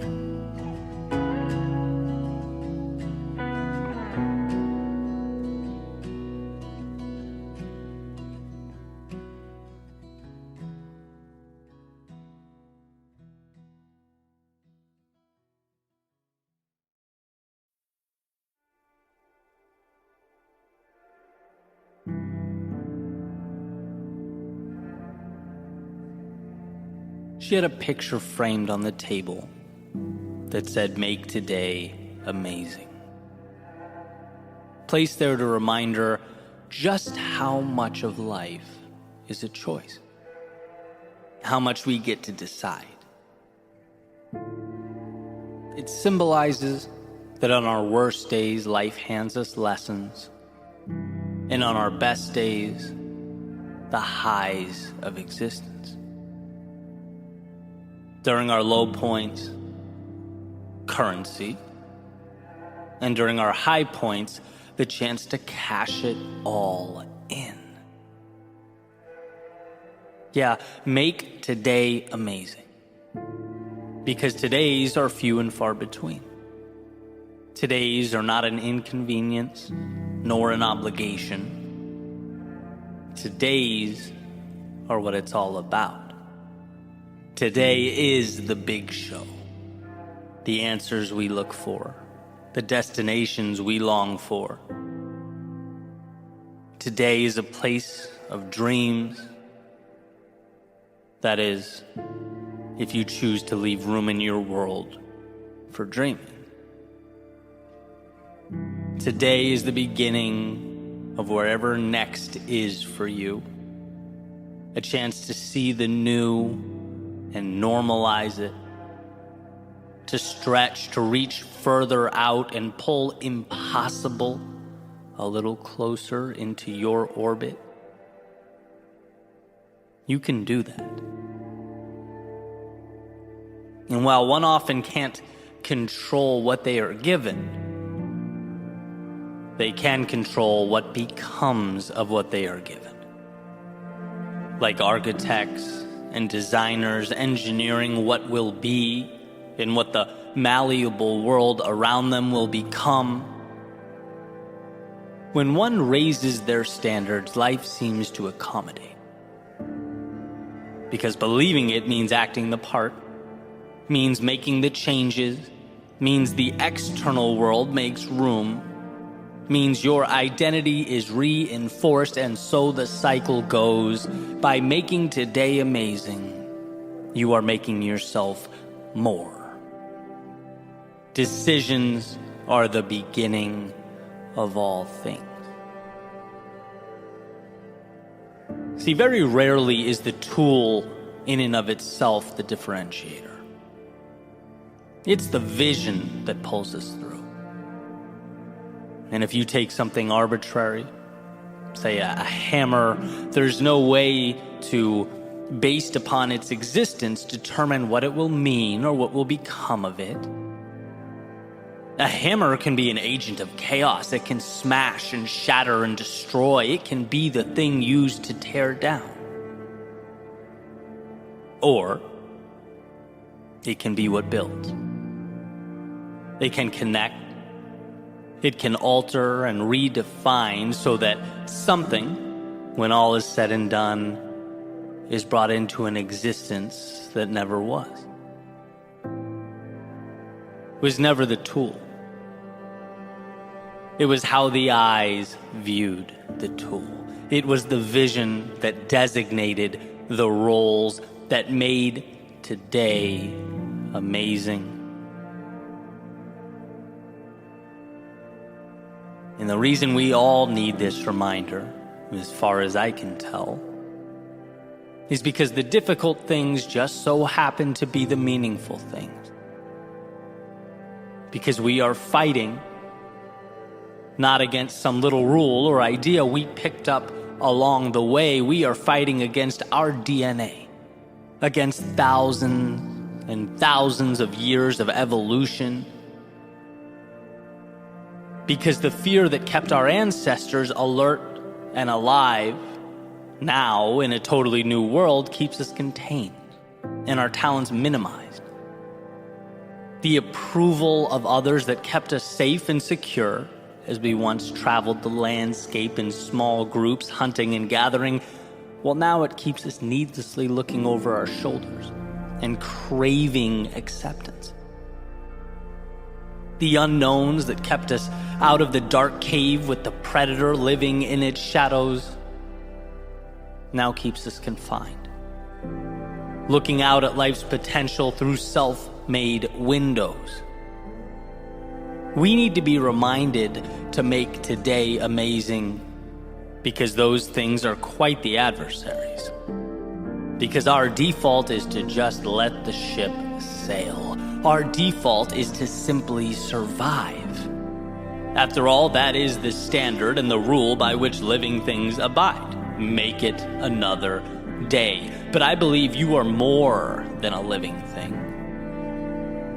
The godlike ability to not just exist in a world, but create new ones is a miracle, both a blessing and a responsibility. To drive towards a more fulfilled you, a happier you, a healthier you, a more complete you. But one must first become aware that around them exist the pieces required to build something never before seen. The vehicle to those far-off places that were once only dreams, thoughts, illusions. I've always believed that if it means something to you, it's not stupid. It warrants exploration. For even if the thought doesn't end up being all it was cracked up to be, even if it's not the destination, but only a stop along the way, it still pushes you to the next thing, and the next thing, and the next thing. It still moves you forward in this beautiful game of life. So decide. Decide to make today amazing. Choose to make it better. Let the obstacles lift you up and the momentum carry you towards something meaningful. When others stop and find reasons to doubt themselves, how about you find the small win buried, tucked away underneath it all? The little key that may do nothing more than get you through that next door. After all, sometimes that's what life's about. Picking up your head when it's most difficult and finding the next door to walk through. And the magic is knowing you can always do that. Because there always exists both the doorway and the key, but we must be willing to find it. That's the obvious thing about those doors. The right ones will open, but they require we find the strength to approach them. They require that we seek out amazing. And so with this in mind, what is the next chapter like for you? Are you currently enduring one of life's winters? Are you navigating those inevitable valleys of despair, in which the value is in finding that single ray of light amidst the storm? Looking within yourself for the courage to take one more step forward, and another, are you seeking out that spark that will reignite the fire in you? Because it's there, so long as you choose to make today amazing. Maybe you've climbed yourself out. Maybe you're looking for whatever's next, the new evolution, seeking to follow your heart and continue the beautiful progression that is life. Let the external world support that vision. Choose to see the detail not as trivial, but as the answers. The tools that will lift you up and support what you are building, it's there. She had a picture framed on the table that said, "Make today amazing." Placed there to remind her how much of life is a choice. Because in a world of options, what a gift to choose the journey of a lifetime. What a ride that awaits, so long as you decide to step in.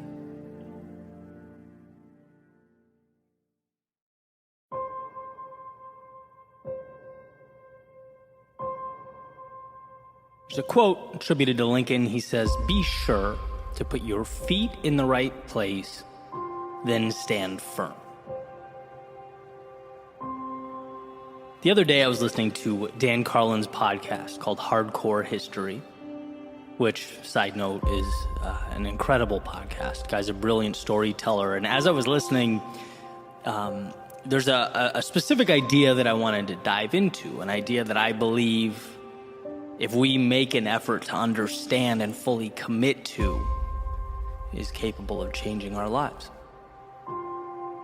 But first, some quick context, right? So Dan starts off this episode called King of Kings, talking about the Battle of Thermopylae in the year 480 BC in ancient Greece. It's that famous story that a lot of us know where King Leonidas leads that small army, which includes 300 Spartans against this massive Persian military force that's invading. And the quick version is essentially Xerxes, who's the king of the Persian Empire and in charge of that massive army, tells the much smaller Spartan force that if they lay down their weapons, if they submit to him and let the Persians pass, no harm will be inflicted upon them. They'll be free to go about their lives. And here's the famous line. In response to the Persian command to lay down their weapons, the Spartans respond, "Malan labe," which means, "Come and take them." It's the Spartans' way of saying, look, the only way we're laying these weapons down is if you rip them from our cold, dead hands. Right? With everything on the line, the odds stacked against them, the ground beneath them basically shaking from the march of a far superior fighting force moving directly towards their location, they would not let go of their principles. They were fighting for something bigger than them.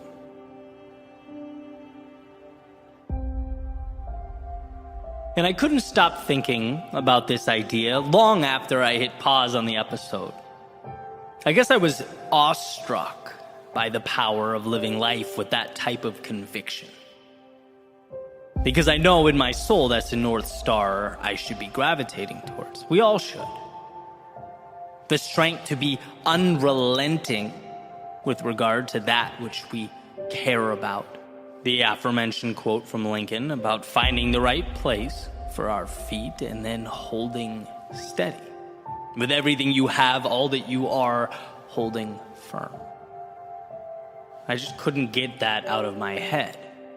And then it came to me that invading force represents so much in our personal lives. So many things. One example being the difficult or adverse circumstances, our trying times. When you're most likely to concede that perhaps you're no bigger than that world around you. Maybe life is a movie and I'm merely the audience. My job is to clap, laugh, gasp, or cry. I'm a cog in a wheel, a line in a script, powerless. In which case, you should be reminded of Viktor Frankl's famous observation that everything can be taken from a man but one thing, the last of the human freedoms, to choose one's attitude in any given set of circumstances, to choose one's own way. In other words, the outside world may change. It may evolve, but it will never have power over how you choose to internalize and view what's happening. That's innately yours. So when the circumstances feel like they demand more than you can give, when they suggest you leave your interpretation of life behind, the correct response is, as the Spartans defiantly said, "Come and take it." That army could represent a pushback against your values, the pillars of your individual foundation that you feel, amidst all the pressure, tempted to let go of. After all, it's easier to retreat than stand toe-to-toe with others. It's easier to abandon than it is to defend, at least in the short term. But as Victor Hugo writes, you have enemies? Good. That means you've stood up for something sometime in your life. The enemies, obviously not being the point. I'm a believer in the conservation of enemy approach to life. Allies just pragmatically get you a lot further, but here's the reality. Anyone who stands for something will undoubtedly create divide. They'll be criticized and condemned. And when one feels the pressure of that criticism, they must understand that it does not invalidate who they are or their worldview. That is yours. You are the only one who can give up or relinquish that control. So as the Spartans said, come and take it. And then lastly, my thoughts went to the little things that make us who we are. Those tiny pieces of ourselves that we, little by little, one by one, over time give away. The concessions that fade into the background as we evolve to fit in so that we don't stand out. As Emerson beautifully put it, to be yourself in a world that is constantly trying to make you something else is the greatest accomplishment.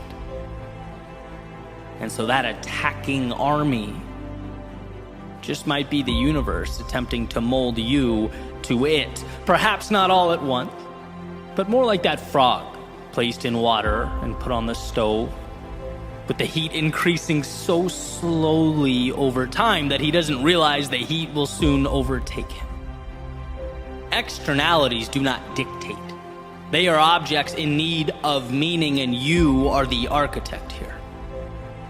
If it means something to you, it's worth holding on to during the difficult times and the easy times. When it's popular and when it's not, there is value within you specific to you, a value that must be nurtured in order to expand.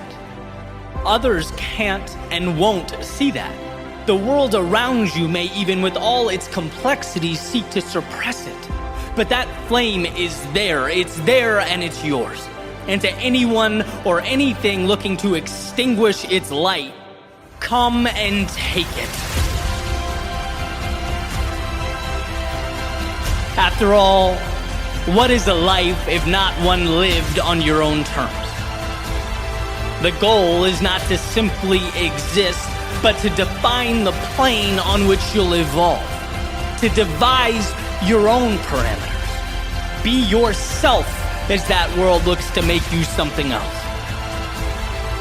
So here's to digging deep, to finding within yourself the courage to stand up to the great armies of chaos, conflict, adversity, and their perpetual conquest.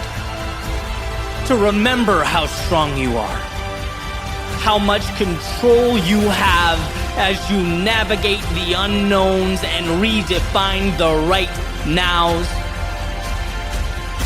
Don't let your strength be the thing you give away.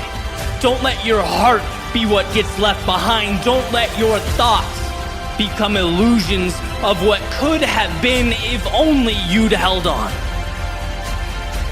And look, I'm not saying it's easy. In fact, I know that the meaningful road will necessarily be the one that requires the most of us, that makes us question who we are and where we're going. It will ask that when our minds race with doubt and our knees shake with fear, we find a way to stand regardless, to walk to our demons, look them square in the eye and proclaim that whatever it takes, we are willing to give. That we will fight until there's nothing left, go until we can go no further, and hold with conviction all that matters most. So the next time life demands that you fall back or bow down, the next time chaos emerges in the distance and asks only that you lay down your arms, here's to being strong enough, certain enough, courageous enough to say one thing and one thing only: come and take them.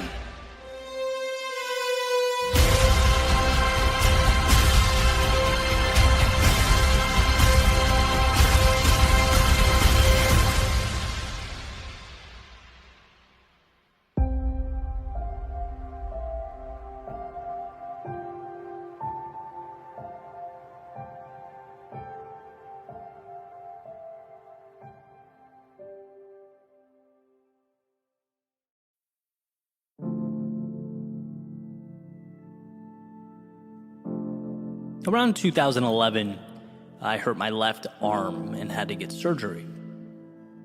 So for a while, I was pretty limited as far as what I could do with my upper body, and that's really when I fell in love with running.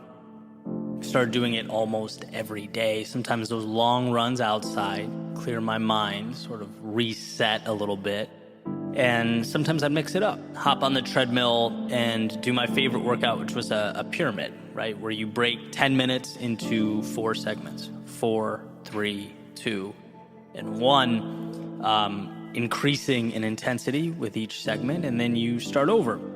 And that's where this whole idea comes from. It's this treadmill workout that I want to talk about, because there's a little ritual I picked up that I still implement to this day, and it was simple. At the very end of my workout or my run, I would always add 22 seconds.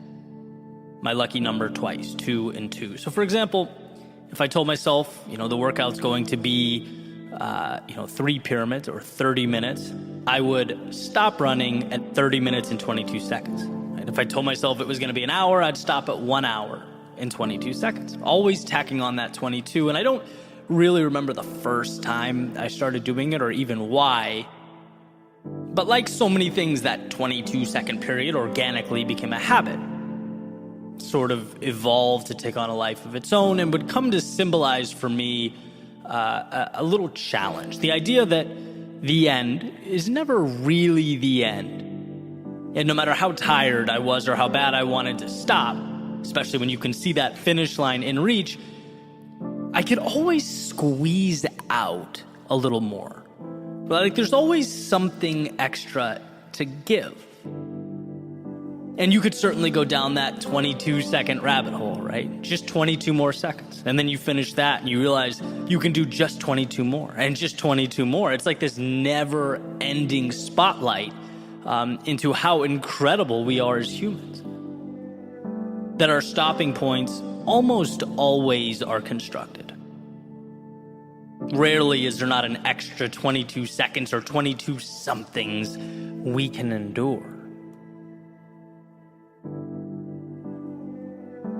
And not only that, I think there's a case to be made that our growth occurs in that final push. There's a ton of value, hidden away in there. The stretching of the mind and body, the last rep that breaks down the muscle, the last few seconds of that run that force the lungs to work their hardest, exhausting that last bit of energy and focus, studying for an exam. Maybe that's where you confirm your comprehension and understanding of the subject matter. It's like when we are pushing ourselves just outside the limits we drew up, we are simultaneously expanding those limits. And so over the years, I've adopted that mentality. And I look at myself in the mirror now and I can see it. I'm not the same person I was a decade ago. Those little decisions to add on 22 seconds, they stack up, and they stack up in a unique way. Because it's not necessarily about the time. It's not the same benefit that, say, an hour every morning at the gym would bring. Obviously that would be incredibly valuable, but in a different way. I'm talking about mentally, an armor that we come to wear, an identity that gets materialized. It's how you see yourself and how you see the world. You understand how manufactured our parameters are. And I get it, we have to stop somewhere, sure. But it's an acknowledgement that those somewheres are fiction. They are arbitrary. You weren't made to exist within them, but to stretch them, to recreate them. And that's an endeavor that is always uncomfortable, but as far as I can tell, always worth it. The strength to go a little bit further than initially intended or designed is what will place you in a league of your own.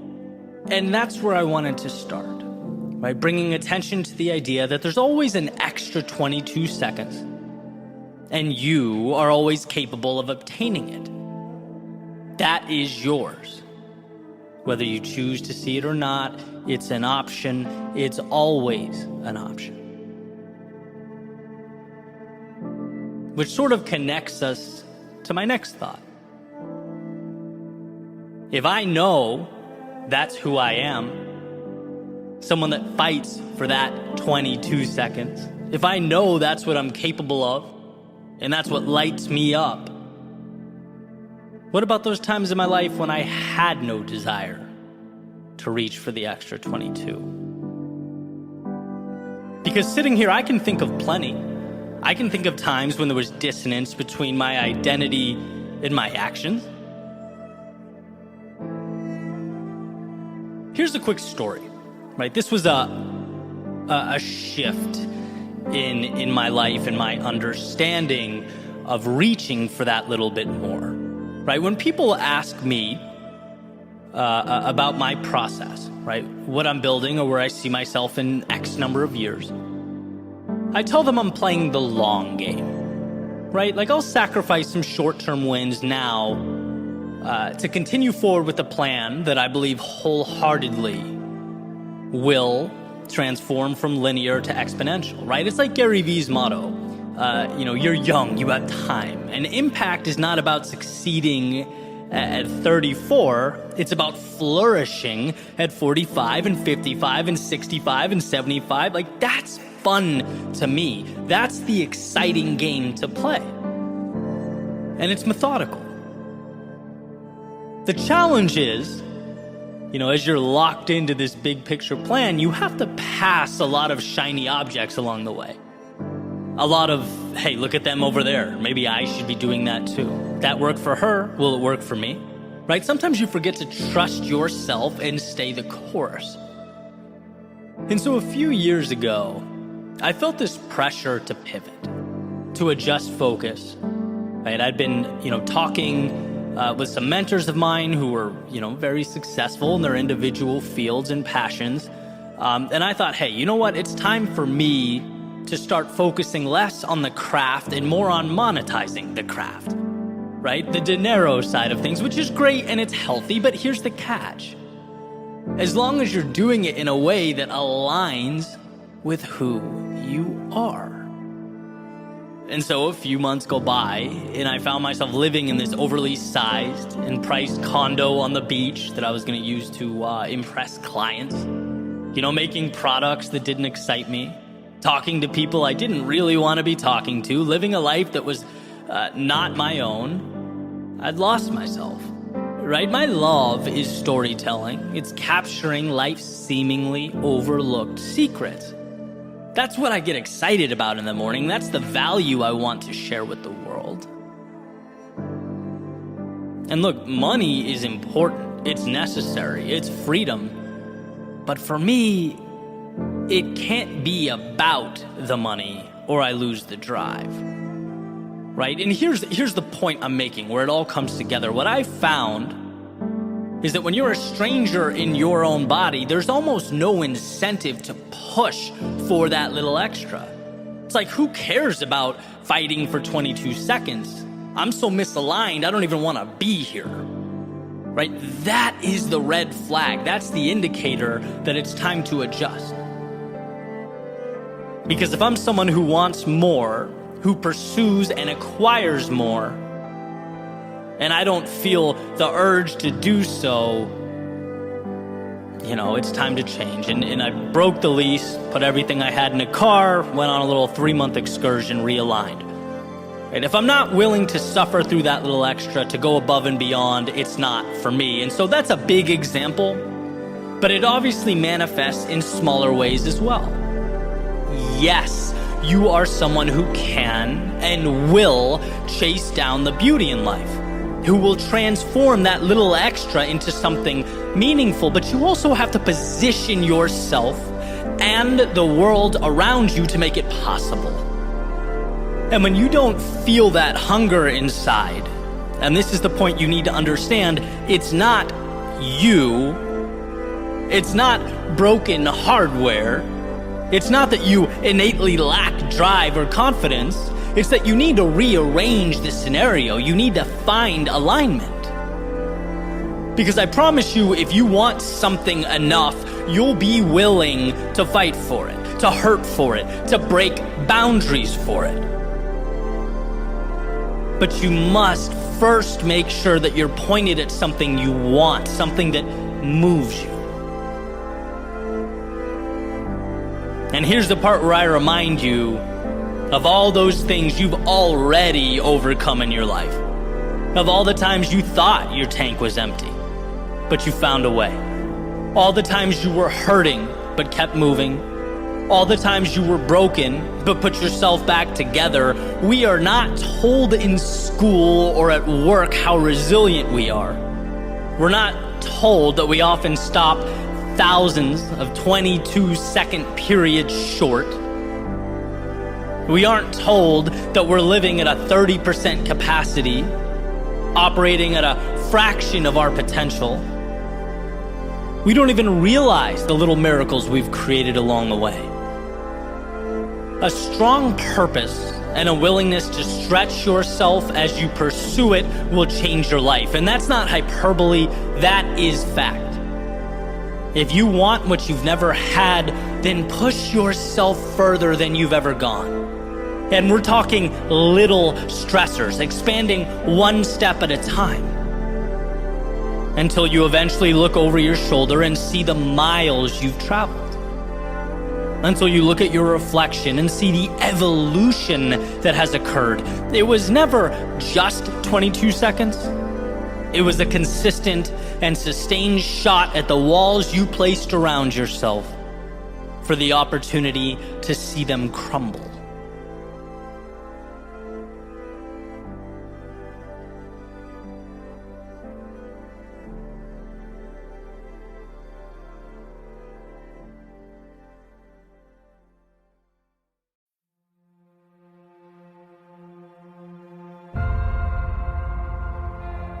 Let's right out of the gate draw a line.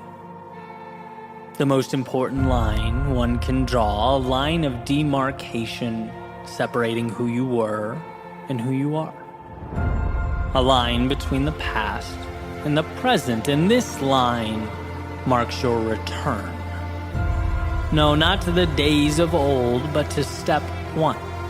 Your chance to begin again, to rise above, to transcend yesterday's character and transform today's potential.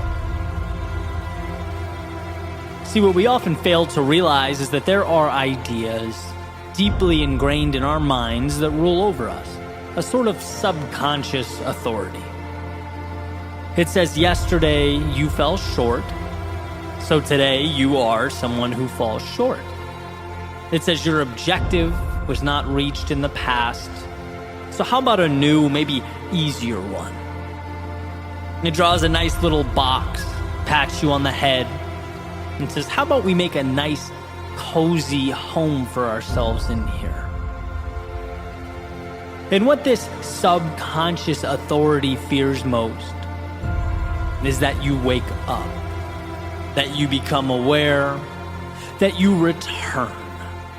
Not to the past, but to the power tucked away under all the stories you somewhere along the way decided were real. The second you accept that yesterday is only as relevant as you decide it to be, you unchain yourself.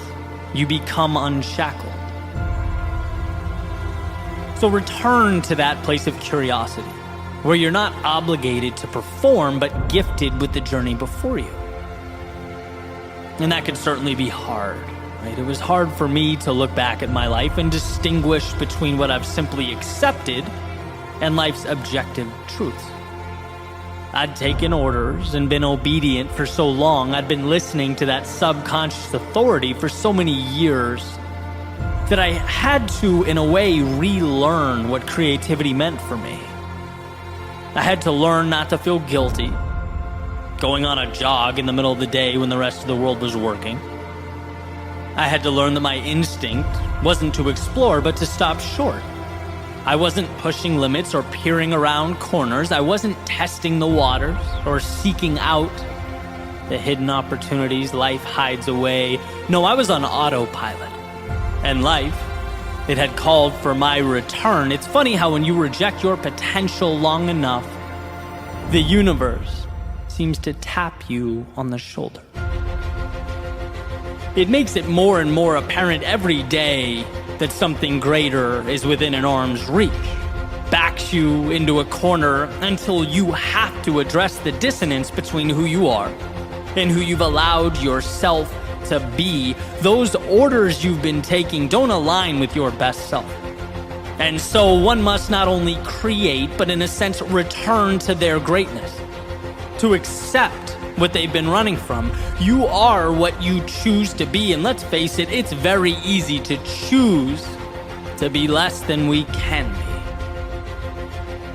There's a saying that your reality is not destined to be, it is rather what you've chosen to accept. You only get in your life what you allow. And the entirety of this message is about one thing. That light bulb moment, the epiphany, the instant of empowerment that this world can only give you what you ask for. And to not ask, to sit back and observe, makes you a spectator, sitting up in the nosebleeds, watching the activity evolve on the court below. It relinquishes control to powers beyond you, and that's existing. It's not living. So ask. Ask life for the things that lift you up and elevate your existence. The reason a book metaphor works so perfectly in my mind is because when one opens to a blank sheet, they can write about anything. There's no limitation to what can be placed on that paper. And sure, our proclivity may be to continue on the legacy of last novel's cast and characters, but it's by no means required. In fact, with that pen in your hand, you can craft a new world entirely. New places, new things, new relationships and ideas, new obstacles to face and defeat. A blank page can be and mean anything, and so every sunrise, every door you walk through presents in the same sense a blank page.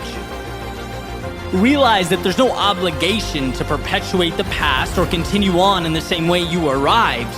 No, this day is yours. Take hold of that self you've hid away. Find the courage to unshackle yourself from how you were once seen by your friends or your teammates or your co-workers. Level up and understand that you don't owe the world any type of explanation. Remember, you're not here to conform, to obey, to live a life of obedience. No, you're here to poke, to prod, to explore, to follow the nagging curiosity, to embark upon the adventure that is life. When you understand that you are not your past, when you see that the person you were has no control over the person you are in this moment, you are free. So with eyes wide, a beating heart, a head held high, step into that world. Because if you live with conviction, with absolute certainty, that life may not always be easy or intuitive, but it's there for you. When you see not yesterday's constraints, but tomorrow's hope, all roads lead to an evolved existence. It's not about perfect, and it never was. It's about understanding that the past has given you everything you need to break away from its grasp. It has provided the lessons, it has knocked you back, pushed you down, and tested your resolve, all for this moment. This second, the chance to return to the greatness that has been tucked away for too long. Again, no miracles, no rabbits out of hats, just you allowing your greatness to emerge from this step forward because you can, because you have that ability, because it's who you are. So go show the world, but most importantly, show yourself. You will be amazed at what's possible for you if you simply allow it to materialize.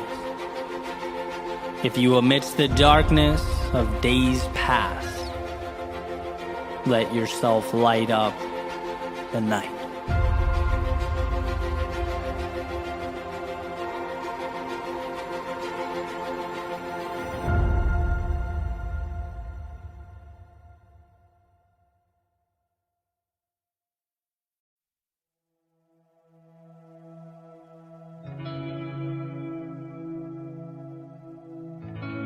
You have to see it before they do. You have to believe it before they will. You have to be the architect of your plans and your goals, because no one will build them for you. And that's just it. In a world where victimhood is becoming currency and blame is becoming the norm, we have a choice. Create a temporary, fleeting escape, or create a life that matters. You know how much easier it is to project out at the world? To never have to look in the mirror and address the things you could be doing better? You know how much easier it is to hate him or her or them over there? To make up stories and scenarios about how much different life would be if it wasn't for A, B, and C holding you back?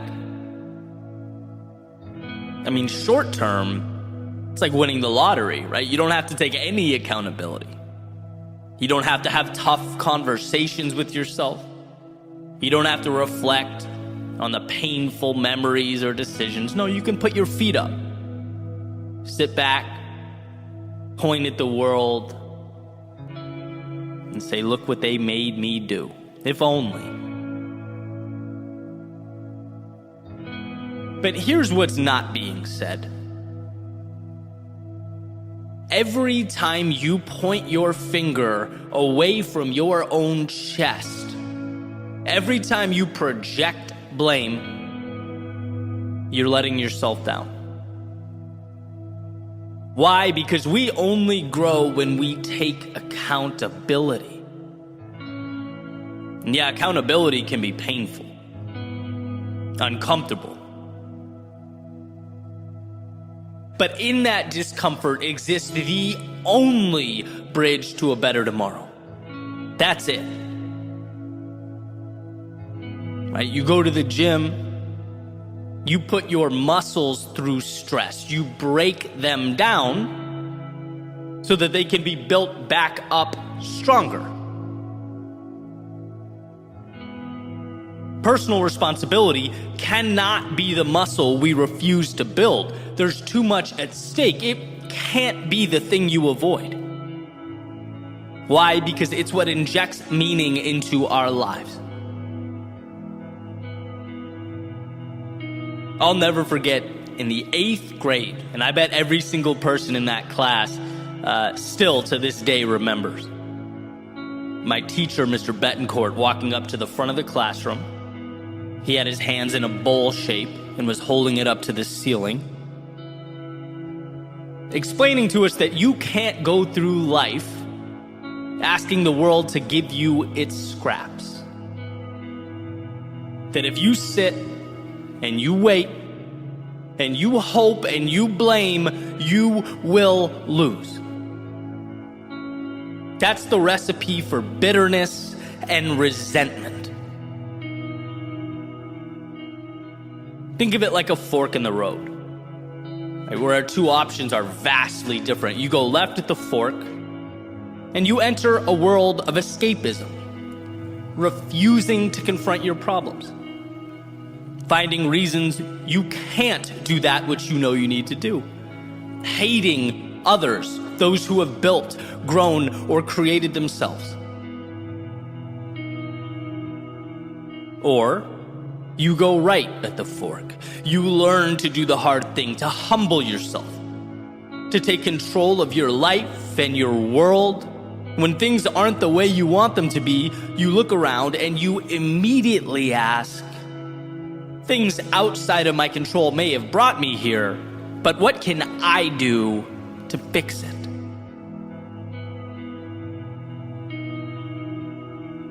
Those of you who have been listening to me for a while, you probably know my favorite articulation of this idea was explained by Will Smith. Basically, he said, look, you can't control where you start. And how true that is, right? Life's not fair. Some people are born into more resources and opportunity. Some people find themselves in social situations that aren't ideal, and that list can go on and on and on, right? Human beings are all different, so there will always be discrepancy. But, and this is Will Smith's point, where you go from here will always be your responsibility. What happens next is all you. You choose whether to complain, shake your fist at the sky, and blame the world around you, or pick the pieces up and move forward. And like I said a minute ago, don't be fooled by the temptation to latch on to that fleeting moment of relief, of running from accountability. The only way to win in the long run is to face your demons.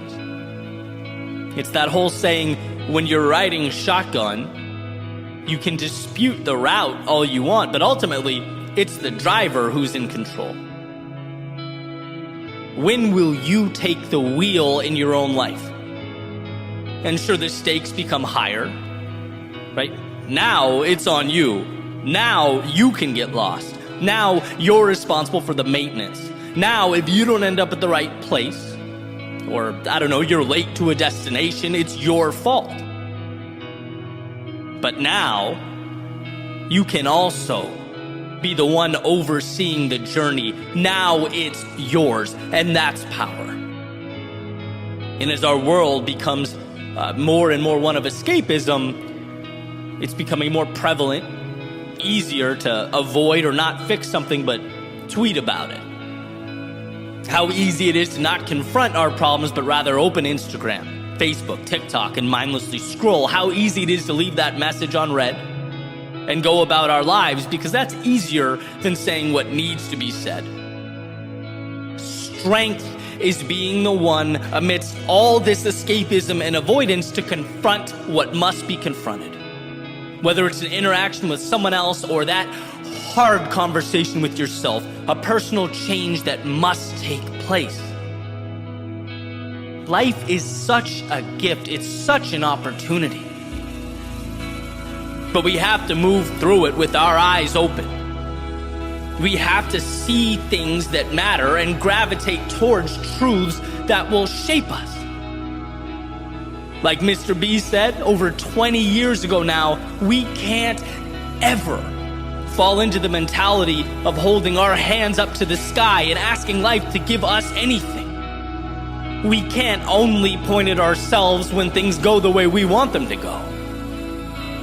No, let's be about accountability, empowerment, understanding that if I don't like what's around me, the transformation starts now, and it starts with me. I wasn't perfect, I never will be, but I can learn. I can evolve, and most importantly, I have everything I need to make that happen. It's all awareness. Right? The victimhood idea is a wolf in sheep's clothing, and I know that may seem harsh, maybe even lacking empathy. But dropping that narrative was truly the best thing I've done in my life, and I know countless others who would say the same.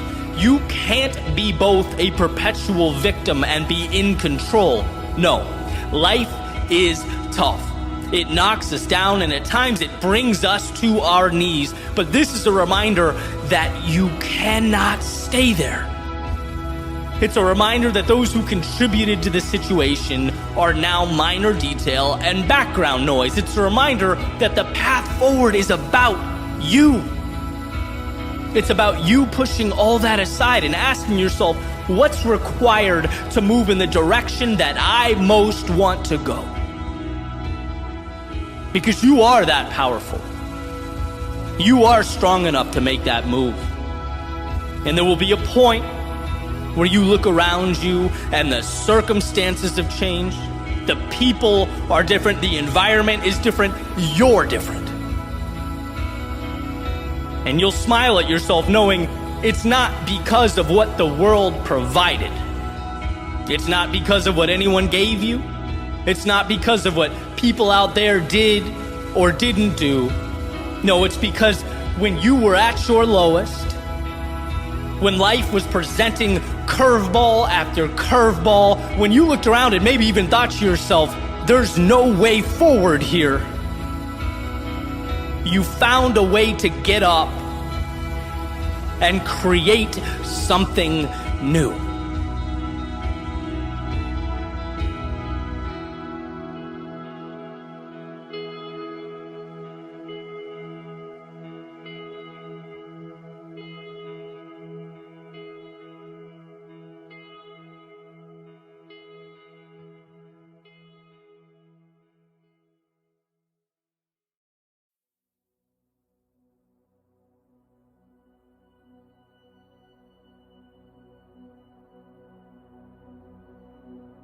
If these walls could talk,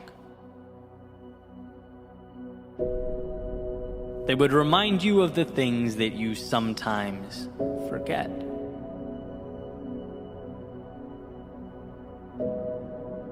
Yeah, those elusive things you tend to walk right by.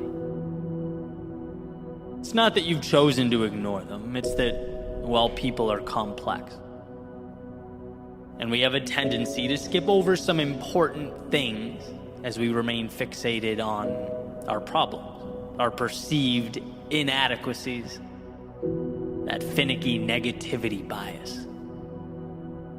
The one that states, if you went to a restaurant 100 times, had 99 incredible experiences, but something went wrong on the 100th, well, that restaurant would forever be known to you as the place where things go wrong. We are wired not to see the good, but to identify and avoid the bad.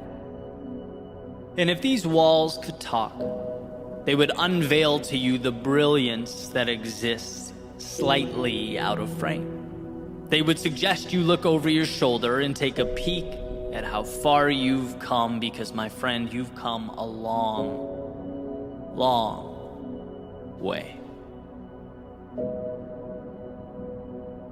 It's funny how slow progress moves.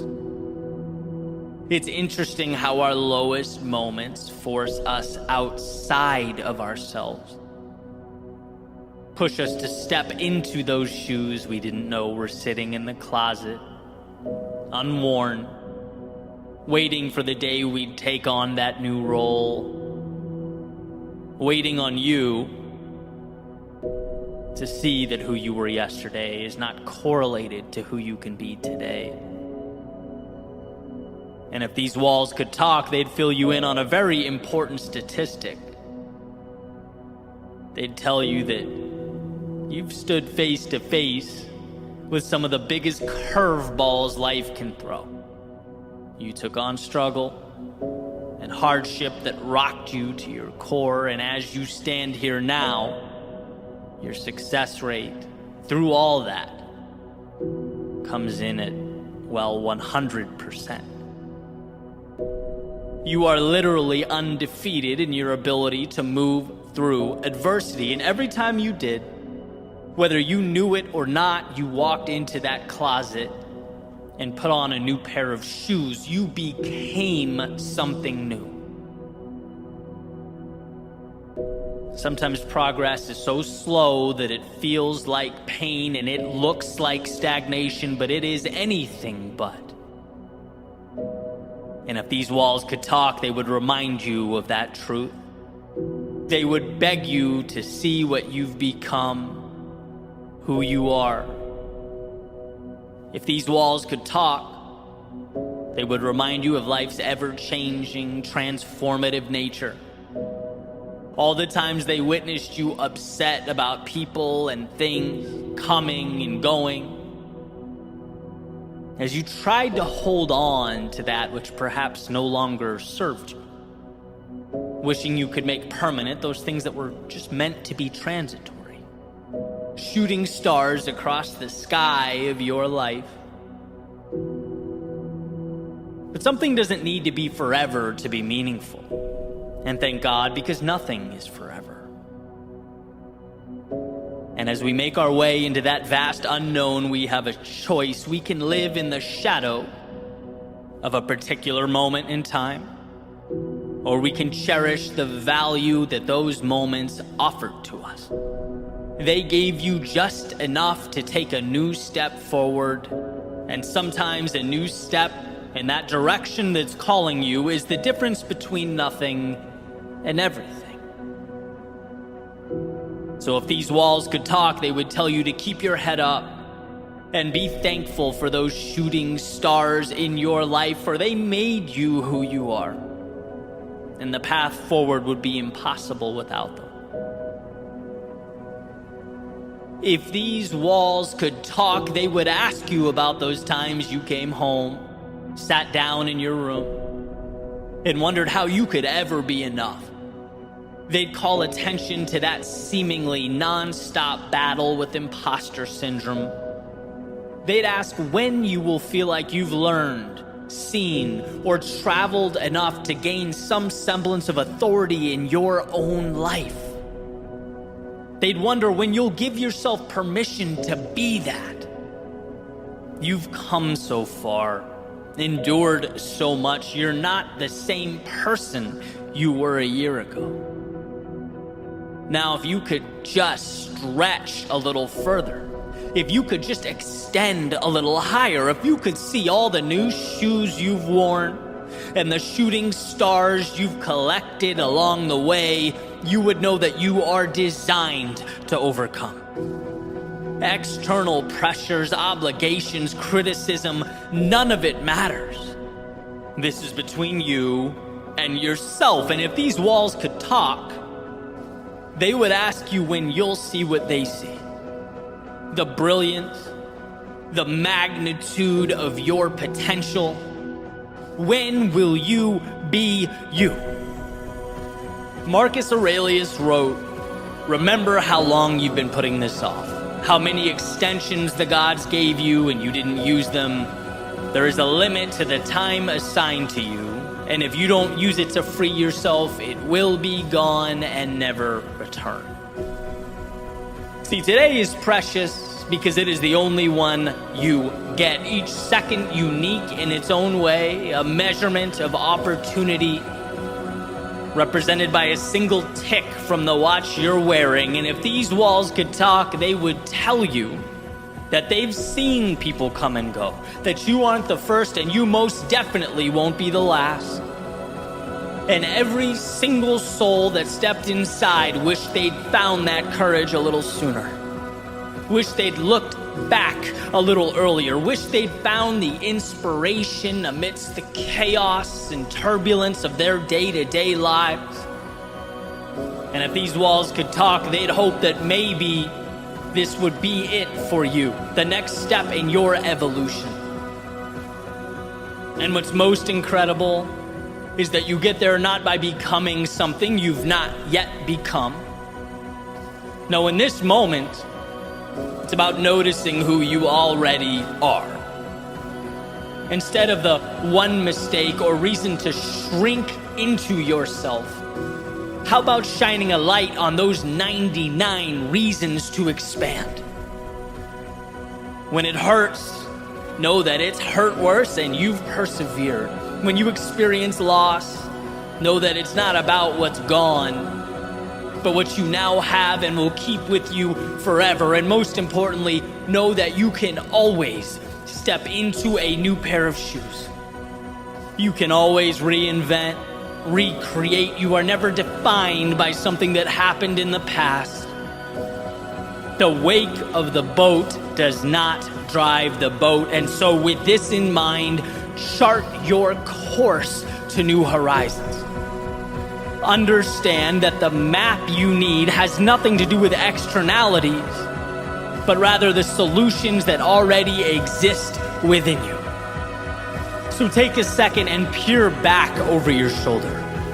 Look at that you in the past standing at the bank of a river, hoping, praying for help, a lift, for some technology to get you across. Knowing, as you stand here now, that you have traversed oceans. Look, the context changes, and yes, it will always change, but your ability to endure, it does only one thing: it multiplies. You have everything you need because you couldn't have gotten to this point without accumulating the knowledge and expertise to take one step forward. And miracles, they are merely the culmination of those courageous steps.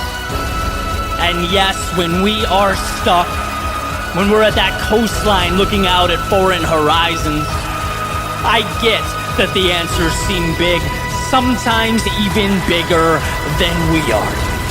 I get that the mind wanders right to the potential disasters, to the what-ifs and the worst case. But if these walls could talk, they would let you know that you've come this far, endured and accomplished all this, not because you've left mountains or jumped oceans, but because when you were at your worst, you found it within yourself to carry on the exponential compounding of what has made you great and what will continue to make you great. Look, if these walls could talk, they'd show you how the difficulties of years past have become stepping stones. So commonplace, so easily solvable that they no longer even warrant your attention. That by moving forward, you have faced your obstacles, taken the value from them, and made them obsolete. If these walls could talk, they'd remind you that you are not only ready, but made for everything that awaits.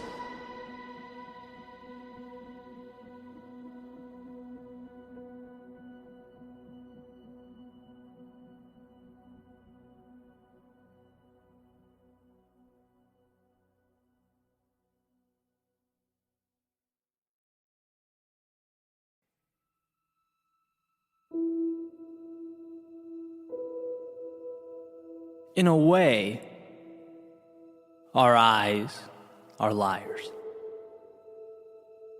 Not in what they portray, but in the implication of their portrayals. Our eyes highlight to us one thing: what surrounds us now. We receive a snapshot of the current moment. And what took me years to understand is that possibility and hope live far beyond what surrounds us right now. And it's that pursuit of possibility that saved my life. Immersing myself in the unseen. Perhaps we were given the now, not to subserviently accept it, but to transform it. I believe in our own way, we're all architects. Here's what I've found to be tricky, though, as I've spent time thinking about this. What I believe and I've come to recognize is that two things can be true at once. First, all we'll technically ever have is the present. As Eckhart Tolle explains, depression is essentially being lost in the past, anxiety is being fixated on the future, and that a healthy life is learning to cherish the now. But second is the power and control of being able to point the now at something far beyond what our eyes convey. It's the magic of knowing that we spend our days navigating a world of limitation and restraint. And it's not that we wake up and think, I'm going to restrict myself today. I'm going to not live up to my full potential. No, it's that we go on autopilot. We observe this slideshow our eyes play for us day in and day out and exist within those parameters. That seems perfectly reasonable. Our eyes show us a wall and our brain says, okay, this is where we stop. The end. And what I want to highlight is that world just beyond what our eyes show. A world that pushes things a little bit.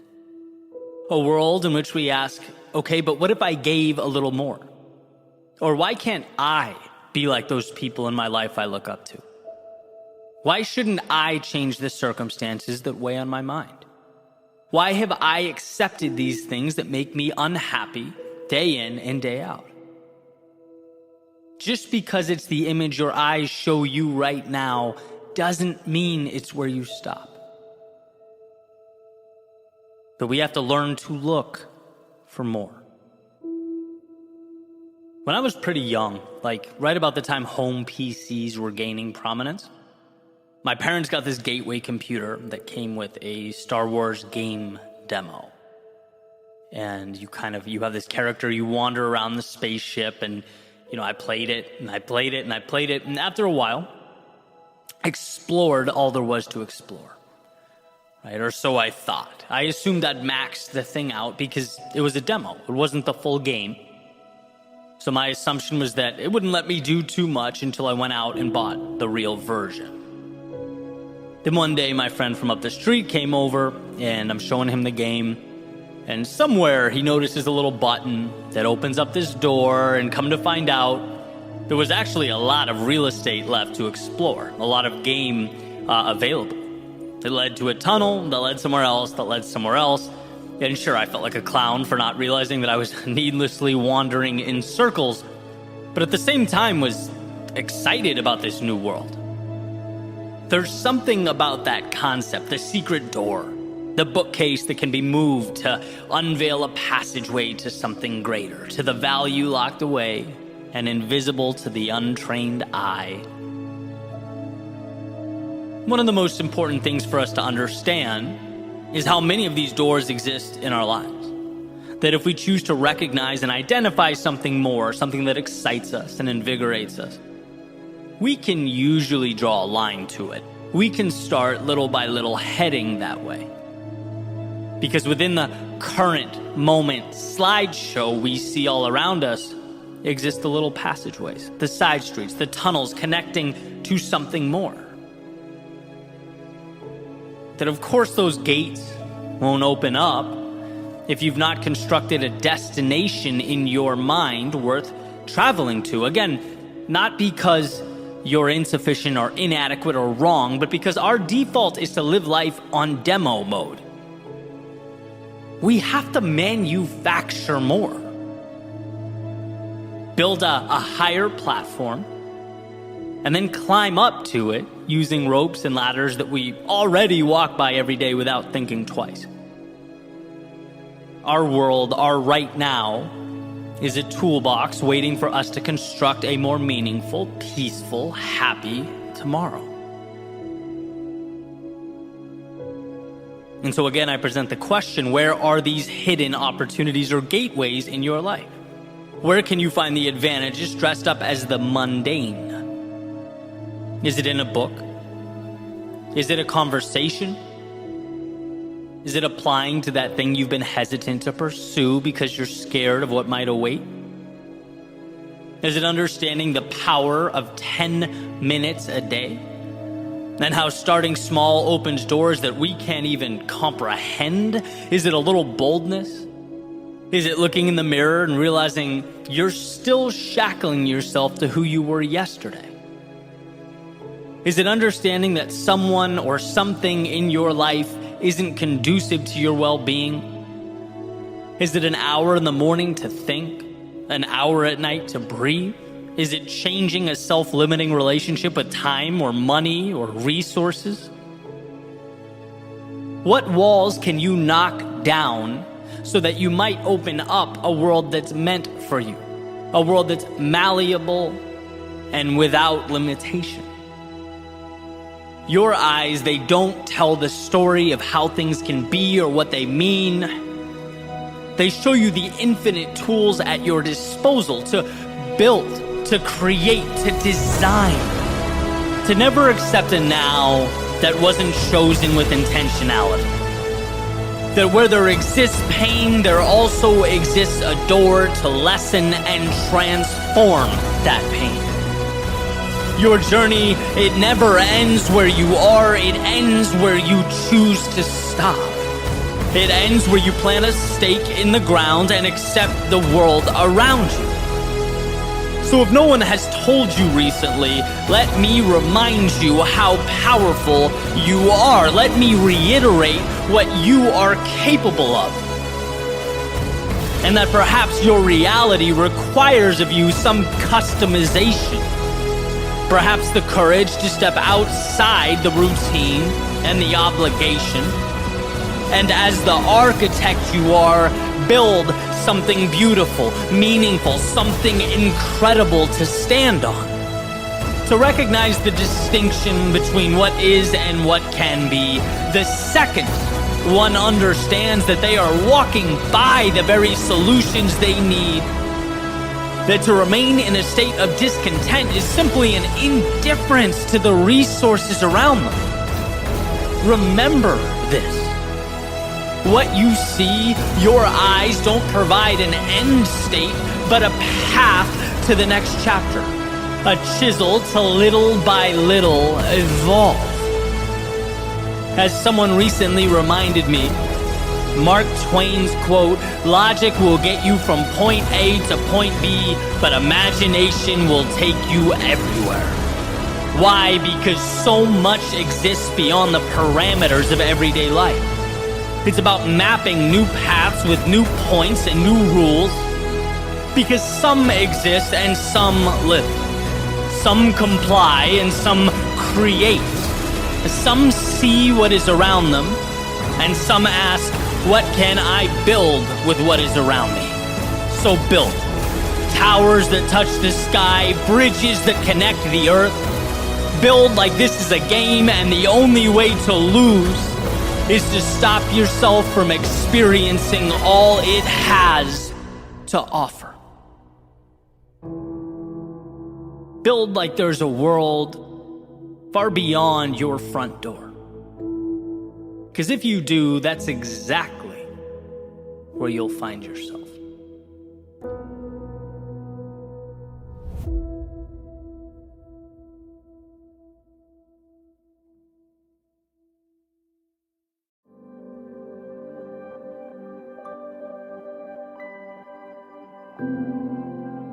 Sometimes the most important things we do in our lives are the product of sheer will. Of taking little nothings that surround us and making something out of them. In other words, the greatest opportunities, often the ones we need most, they simply aren't obvious. They're hidden. Hidden behind what looks like difficulty, what appears to be hopelessness. The reason I place so much value on a single step forward when we're overwhelmed or at a low point is because a single step means you're in the game. You're giving yourself a chance to find and obtain those little hidden away pieces that can't be found when we stand still and dwell on a situation. Mobility is empowerment. And when we move forward only with what we have, we're continuously reminded that what we have is enough. We have the tools, the resources, and the ability. We just have to somehow remind ourselves that with those tools, we are capable of building, of creating the incredible. So, quick story about what I believe is the best song ever written. Certainly one of them. And it's a little bit older now, but in 1998, a band called the Goo Goo Dolls released a song called Iris. And that song changed my life. It was the first album I bought. It introduced me to music. I listened to it, probably thousands of times. And even 24 years later, it gives me chills listening to it. And so I wanted to find out a little more about the song, and I came across an interview from Johnny Resnick, who is the frontman and songwriter for the band. And in this interview, the interviewer is asking Johnny about the song, basic questions, how it came out, how he wrote it, and stuff like that. And there's a few points that I think are amazing. I want to share them with you. First is the state he was in prior to writing the song. He just came out of a divorce, personal life sort of in shambles, coming off of a bad record deal where the label from his previous album had done what record labels are notorious for, and ended up keeping the vast majority of the revenue. He had writer's block, just felt down, and had left his home to stay at a hotel in Los Angeles. Right. Bottom line is, it's not a dream scenario by any stretch of the imagination. And then gets a call from his manager about potentially writing a song for the City of Angels soundtrack. And he says he went and sort of auditioned with what he had, which was 2 lines of a song and a guitar with 2 broken strings. It was evidently good enough. He gets a nod from the label and starts writing. And the verses, according to Johnny in the interview, they align perfectly with the movie, right? It's an angel willing to give up anything, even his immortality, to be human so he could be with this girl, right? And it's this deep dive into, what it is to love someone so much that you give up everything for them. And then, and this is the icing on the cake for me, that's when I realized that I wanted to write about this. The interviewer says essentially, okay, Johnny, the verses align with the movie, but the chorus, this revolutionary, big, beautiful, powerful chorus, it seems to take a left turn. Can you explain that to us? What were you thinking? And he just kind of pauses blankly for a second. And I'm thinking, no, don't you dare say what I know you're about to say. And sure enough, he does. He basically shrugs and goes, I don't know, the words just kind of worked. And, I'm paraphrasing. That's not a direct quote, but that's the idea. One of the deepest, most powerful, beautiful songs I've ever heard is Patchwork, right? Even the song title, he says, was named after a country singer on the cover of a magazine laying next to him, Iris. That's patchwork. It's pieces put together, right? And then as I thought about it for a minute, it's of course it is. How perfect, how absolutely perfect. The whole thing is an assembly and construction, a metaphor for the human spirit. Conceived when its author was down and out, right? Taking L after L, called to present an idea, didn't have some crazy budget or equipment to pitch this song. Nope. Moved forward only with what he had in the moment.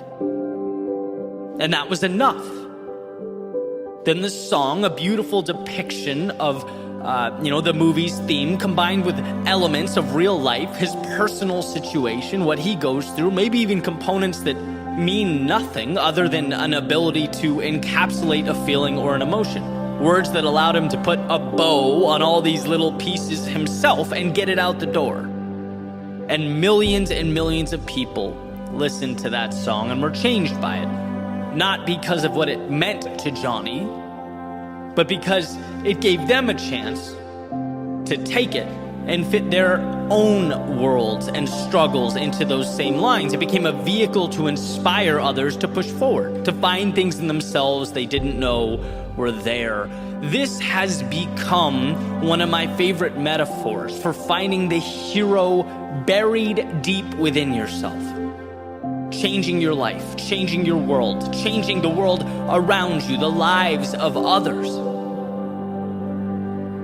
can truly be, and in fact often is, the result of just moving forward with what you have, right? Realizing that even when the mountain seems too tall to climb, there is a way. We just require that mental shift. Listen to this question, right? Because I used to ask myself all the time, is this possible? Can this be done? Well, then that becomes the question that I focused on. And everything that occurred around me became evidence that would either support or invalidate that possibility. The second I came up against an inevitable barrier, I'd think, maybe this is telling me the answer is no. Right? Life will always be evidence for or against the questions that you choose to ask, which is why it's so important that you're asking the right questions. Because the second you change that question to, look, I know this can be done, but how will I do it? You start looking at life as a puzzle that must be solved. That same obstacle that was once interpreted as a stop sign is now merely an indicator that the path exists, just perhaps somewhere else. You've extended the pursuit. You've given yourself permission to keep looking. And it's because of these self-created expeditions that we find more in ourselves. You know, things won't always go perfectly, but when you look at those imperfections through the right lens, you see that this isn't about you. It's about that particular door being locked. All you have to do is believe in yourself enough to move to the next one, to continue knocking until you find a door that opens, until you find that bridge to whatever comes next. And that's why I love that story about Iris, why I wanted to share it today. It's crafted during times far from ideal, with resources far from abundant, with words far from perfect or related or self-explanatory.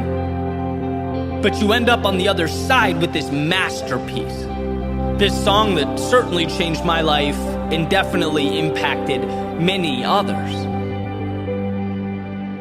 And it's like we have to realize when we're sitting on the edge of the bed, you know, maybe it's not divorce or writer's block, but whatever it is holding you back, that's not the end. It's your reason to keep going, to begin again. You don't have to know how things will be, but you do have to know how they won't be. They won't be like this because you won't let them stay this way.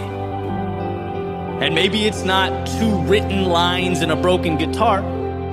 Maybe it's moving forward when your strength is not at a 10 out of 10. When you don't really have that spark. Or you're longing for some resources, some finances, wondering where they'll come from. But pushing forward one little step at a time until things start making sense. And maybe it's not a combining and restructuring of song lyrics, using your personal experiences to fill the gaps on the paper before you. But it's trusting that your own story will ultimately tell itself if you don't put the pen down. That the heroes will rise, the villains will fall, and the adventure will continue on. After all, that's what life is.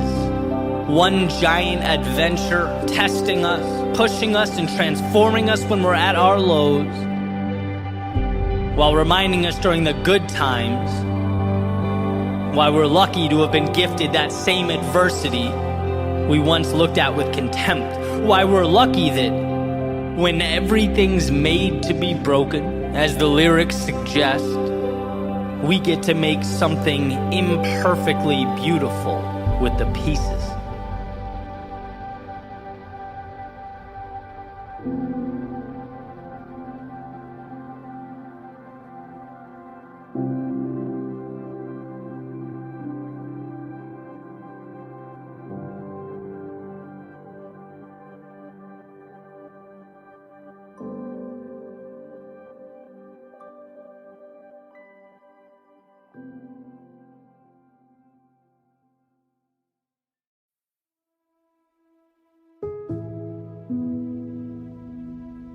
Recently, I was thinking about something a friend of mine named Tom told me a few years back. He owns a company in Oklahoma City and was telling me about how someone he'd hired essentially stole from him. And the first question that came to my mind as he was telling the story was, okay, what are you going to do about it? And I asked him the question, and he was kind of quiet for a second, and then asked in his southern accent, Eddie, if a snake bites you, are you going to chase it into the woods to get your revenge? Or are you going to get the medical attention required to save yourself? Basically, are you going to focus on the past?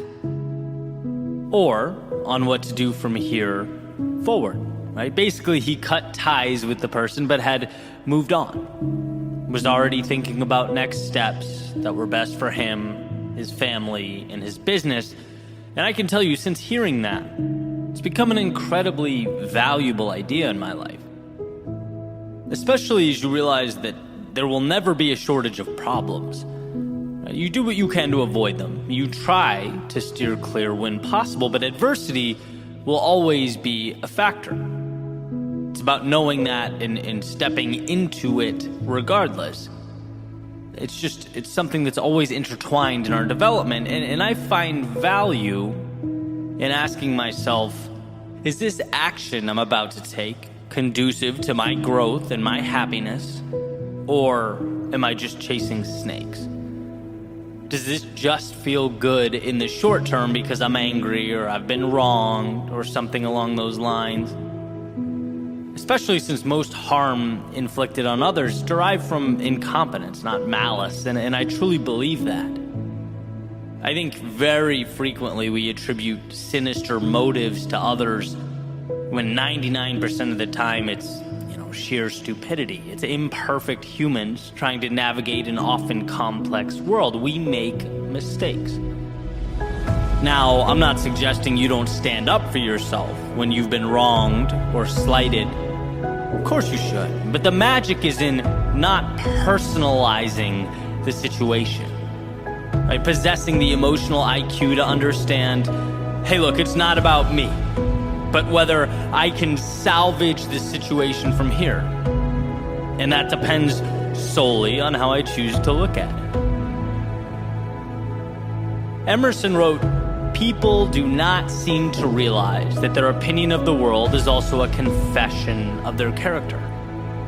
And what a powerful point.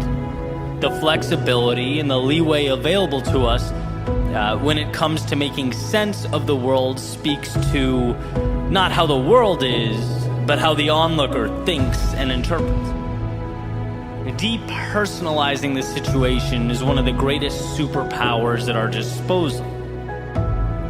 When you're angry and accusatory, you will, as Tom put it, end up chasing snakes. You'll end up breaking things that will need to be rebuilt and uttering words you'll wish you'd never spoken. But the 5 seconds required to pause, to collect yourself, and realize that you're in control is everything. The ability to see the person, the situation, or the world not as an adversary stacked against you, but as an inevitable challenge that must be managed. So how will you choose to manage it? How will you choose to arrange the pieces?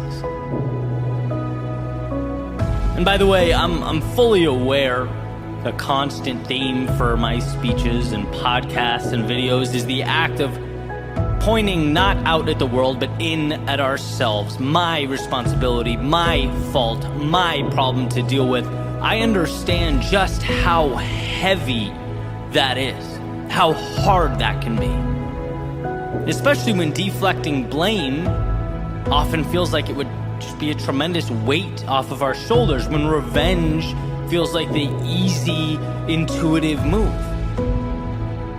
But again, it's short-term relief. To truly grow, to find the calm and happiness and meaning we long for, it's the internal relationship with ourselves that matters most.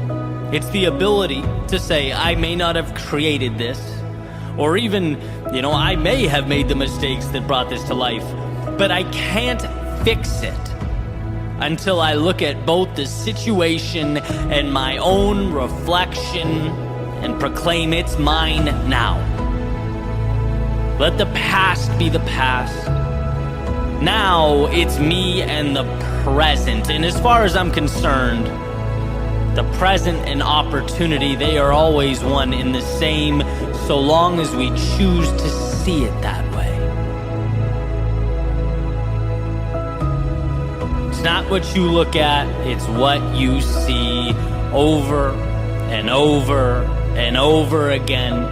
Is it happening to you or for you? Is it a problem or an opportunity, a setback or a chance to reset? I want to bring to light a story, one that I've told before, but it's so perfectly representative of the conversation. Jim Rohn talking about two brothers in an abusive household, alcoholic father, terrible childhoods. They grow up and both of the sons have families of their own. One is the exact same as his father. He's abusive and he's angry. And the other one is a great father. He's kind, he's loving, he's supportive. And when asked why, the abusive brother replies, "Look at my childhood, right? How could you blame me for this?" The other brother, when asked, responds, "Look at my childhood, right? How could I let myself treat my family the same way?" And in a way, one spent his life chasing snakes, bitter, resentful. The other one asked, "Well, that was terrible, but what can I do to right the wrong?" One personalized it, the other used it as a lever or stepping stone. And this is, of course, a simplification, but I believe every struggle we face in our lives at its core contains some element of this choice. From the little things to the big things, where do I go from here? It's mine now, and I can choose whether to make it better or worse. Chase the snake into the woods or march forward to find the value and right the ship. Remember that when it's hardest, when you least want to. Remember that the present contains every single thing you need to begin a journey to recovery, to growth, to contentment and meaning. You, on your end, though, need to be willing to slow down the moment.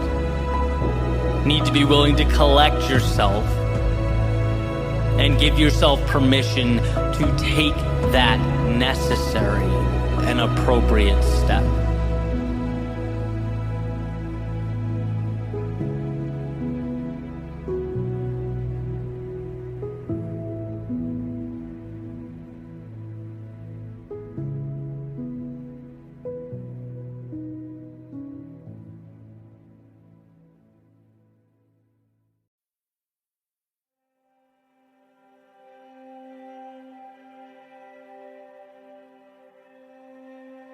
A life well lived is a dance between having the strength to walk away and having the courage to go all in. It's juggling the idea that absolutely nothing matters and the idea that every second is a blessing beyond which I'm capable of even explaining or articulating.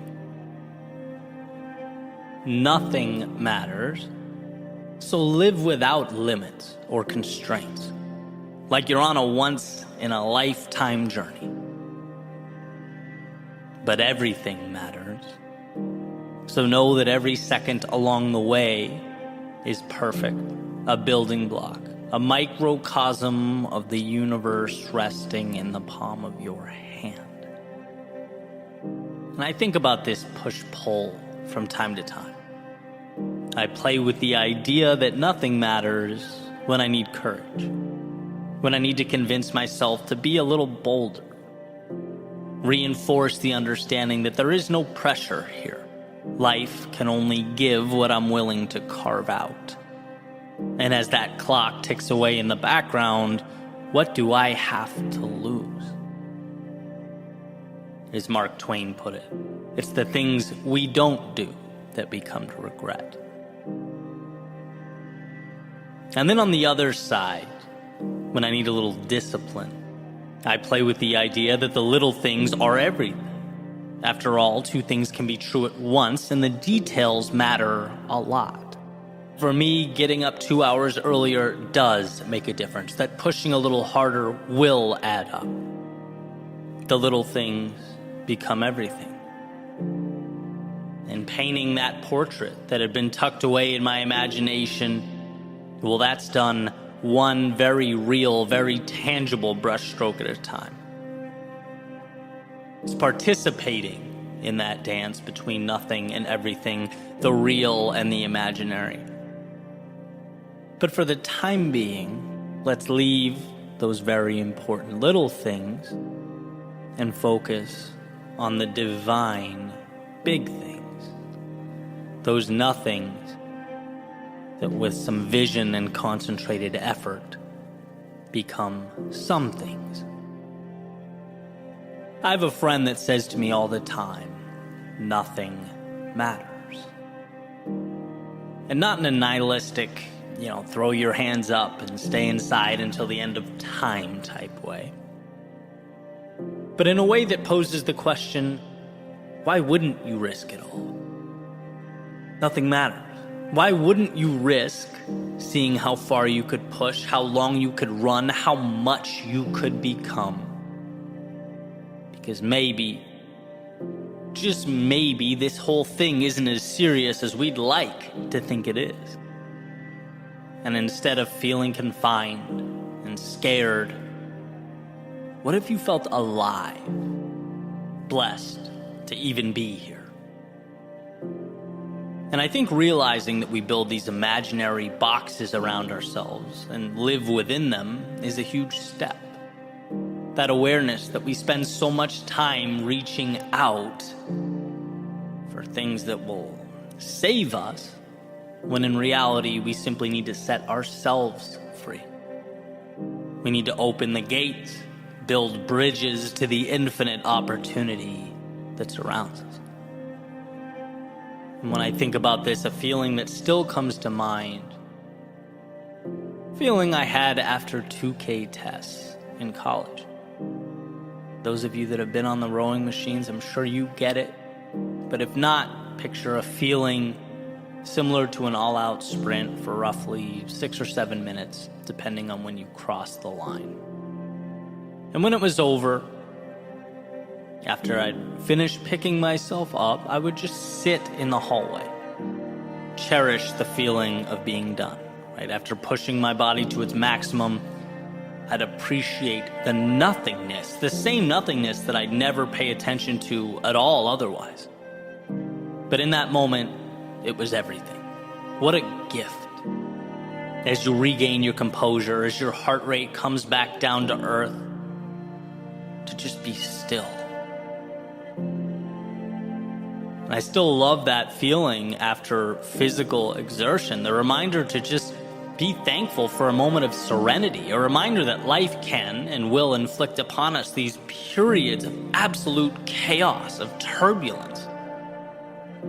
And often they're very necessary. They harden us, they shape us, but they also remind us to appreciate their absence. Same thing goes, and a lot of you, I'm sure, will be able to relate to this, for something like a headache or a migraine. When they come and go in my life, it's like the second a brutal headache dissipates, that nothingness is the greatest gift I could ever imagine. The absence of pain, infinitely more valuable than any tangible acquisition. And I think in those moments, we get a glimpse of the world in its purest, simplest form, where all the nuance and detail we worry about doesn't matter much. Because look at what we have. Look how much surrounds us when we position ourselves to notice, when we simply pay attention. Tolstoy said, "If then I were asked for the most important advice I could give, that which I consider to be the most useful to the men of our century, I should simply say, In the name of God, stop a moment. Cease your work. Look around you. An incredible reminder to never forget where we are or what we were given. To remember that by breathing in the air around us, we have, in a sense, already won. And I love this because for a brief moment in time, it swings that pendulum to the nothing matters side of life. When you're living a miracle, why sweat the small stuff? And I can ask myself, why do I get so worked up? It's no big deal. Why not take the risk? What's the worst case? That I fail and have to backtrack as a now more informed and knowledgeable person? Why not stand in the face of my fears? The upside is consistently enticing. It consistently rewards. Look around and see what life has provided. How dare we waste it?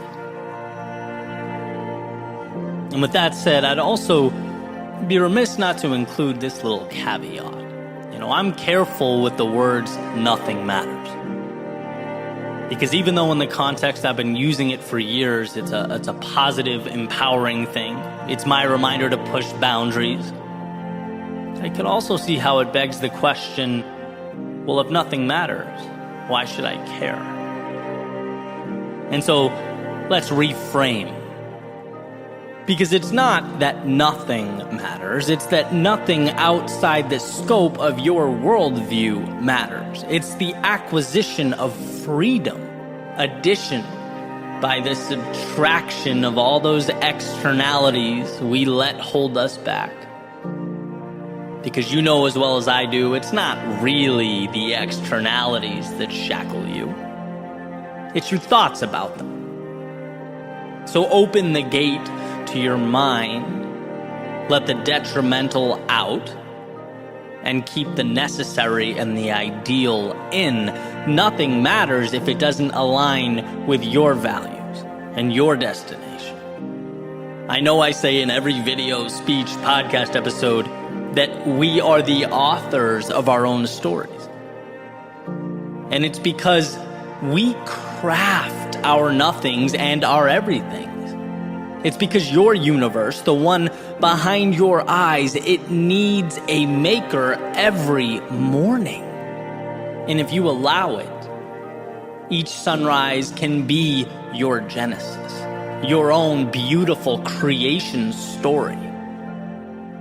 You have your hand on the dial.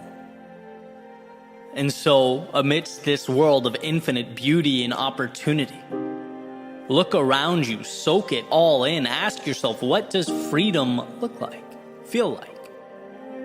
Because you were put here to pursue that. And outside of those parameters, I believe that nothing matters. So why not live like it? Dream like it. Use the little thing in front of you to build the big things that have not yet arrived. Walk away when it's misaligned and go all in when you know in your soul it's right. There is everything to gain and nothing to lose.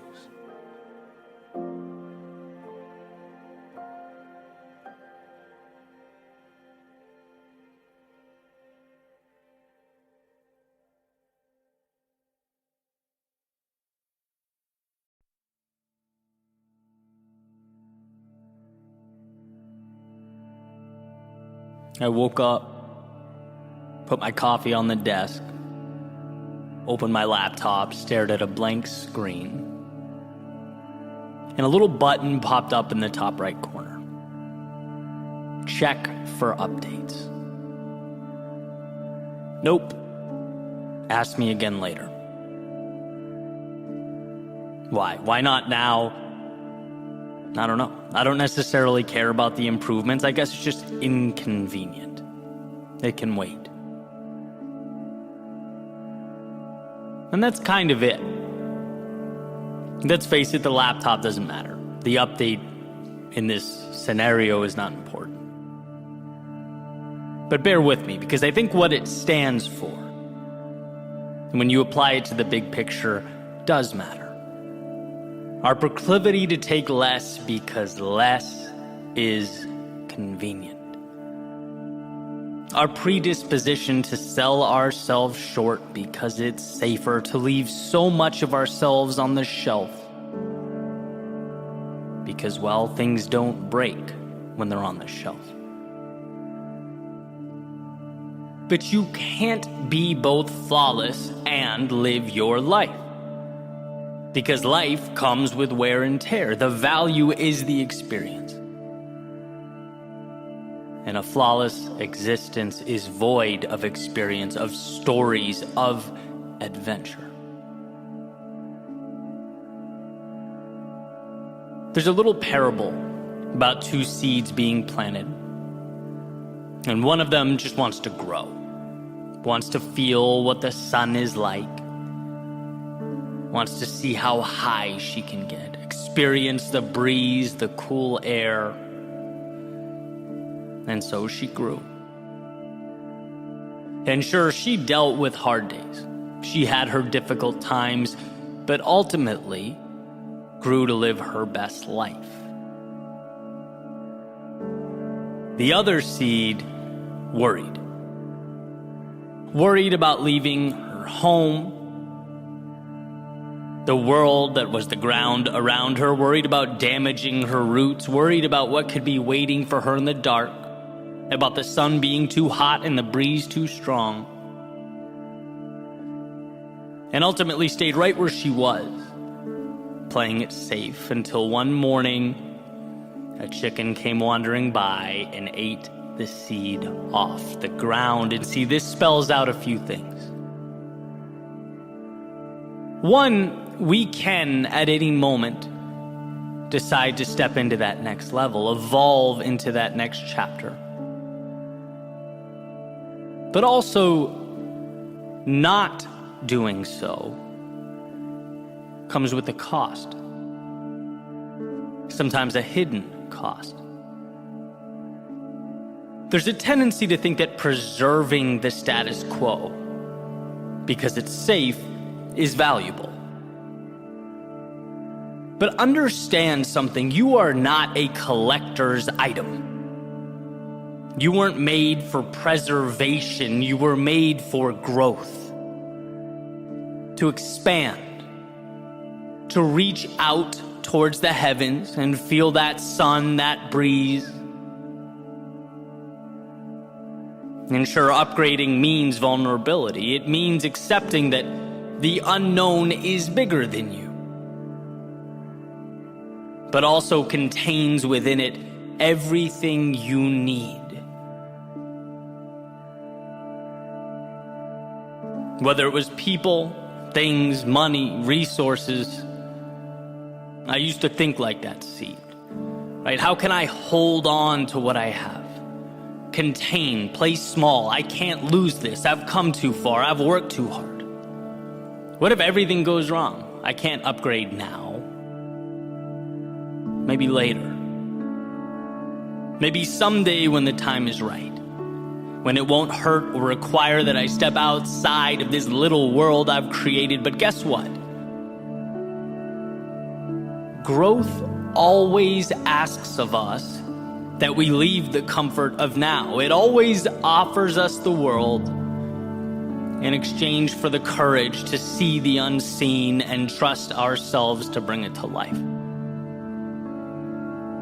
And when I realized this, I saw how the act of trying to perpetually maintain the status quo is debilitating. It's looking at life through a lens of scarcity. It's only when you start to grasp how abundant life is that you realize by simply stepping into that person you are destined to be, you'll attract what matters. Some things will go, and you'll leave them behind.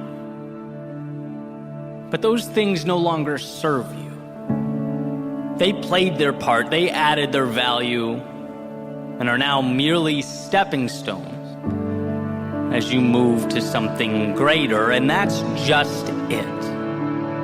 Sometimes living means wishing you did things differently, looking back and acknowledging that you need to be better.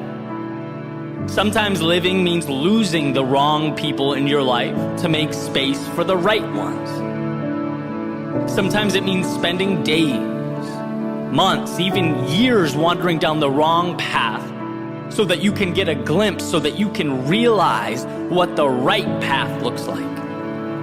Sometimes it means no reward, no validation until that compounding finally takes place. Finally, you see just how powerful those small steps were and will always be.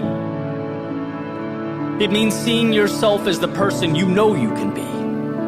Maybe not necessarily the one you are today, but betting on yourself when no one else would. There's an idea that people are neither good nor evil, but they have both within them. They choose through their day-to-day action how they'll live, who they'll be. And sure, this is a tad oversimplified, but I think the duality is useful, right? Because in a different context, for everything that occurs in your life, you can find a reason to celebrate or a reason to grieve, a reason to grow or a reason to hide. It all comes down to what one chooses to see, how they choose to look at the world. I'll never forget when Peterson talked about curtains, right, with tears or holes in them, same world on the other side, but the opening that you choose to look through paints an entirely different picture, right, contributes to an entirely different understanding.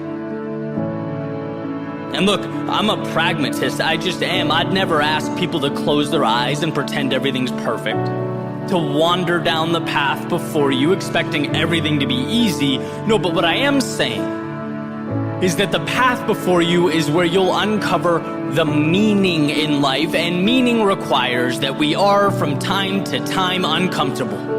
To go where we most want to go, we must leave something behind. And the reality is that while it's scary, while it can be alarming and even painful, it is always worth it.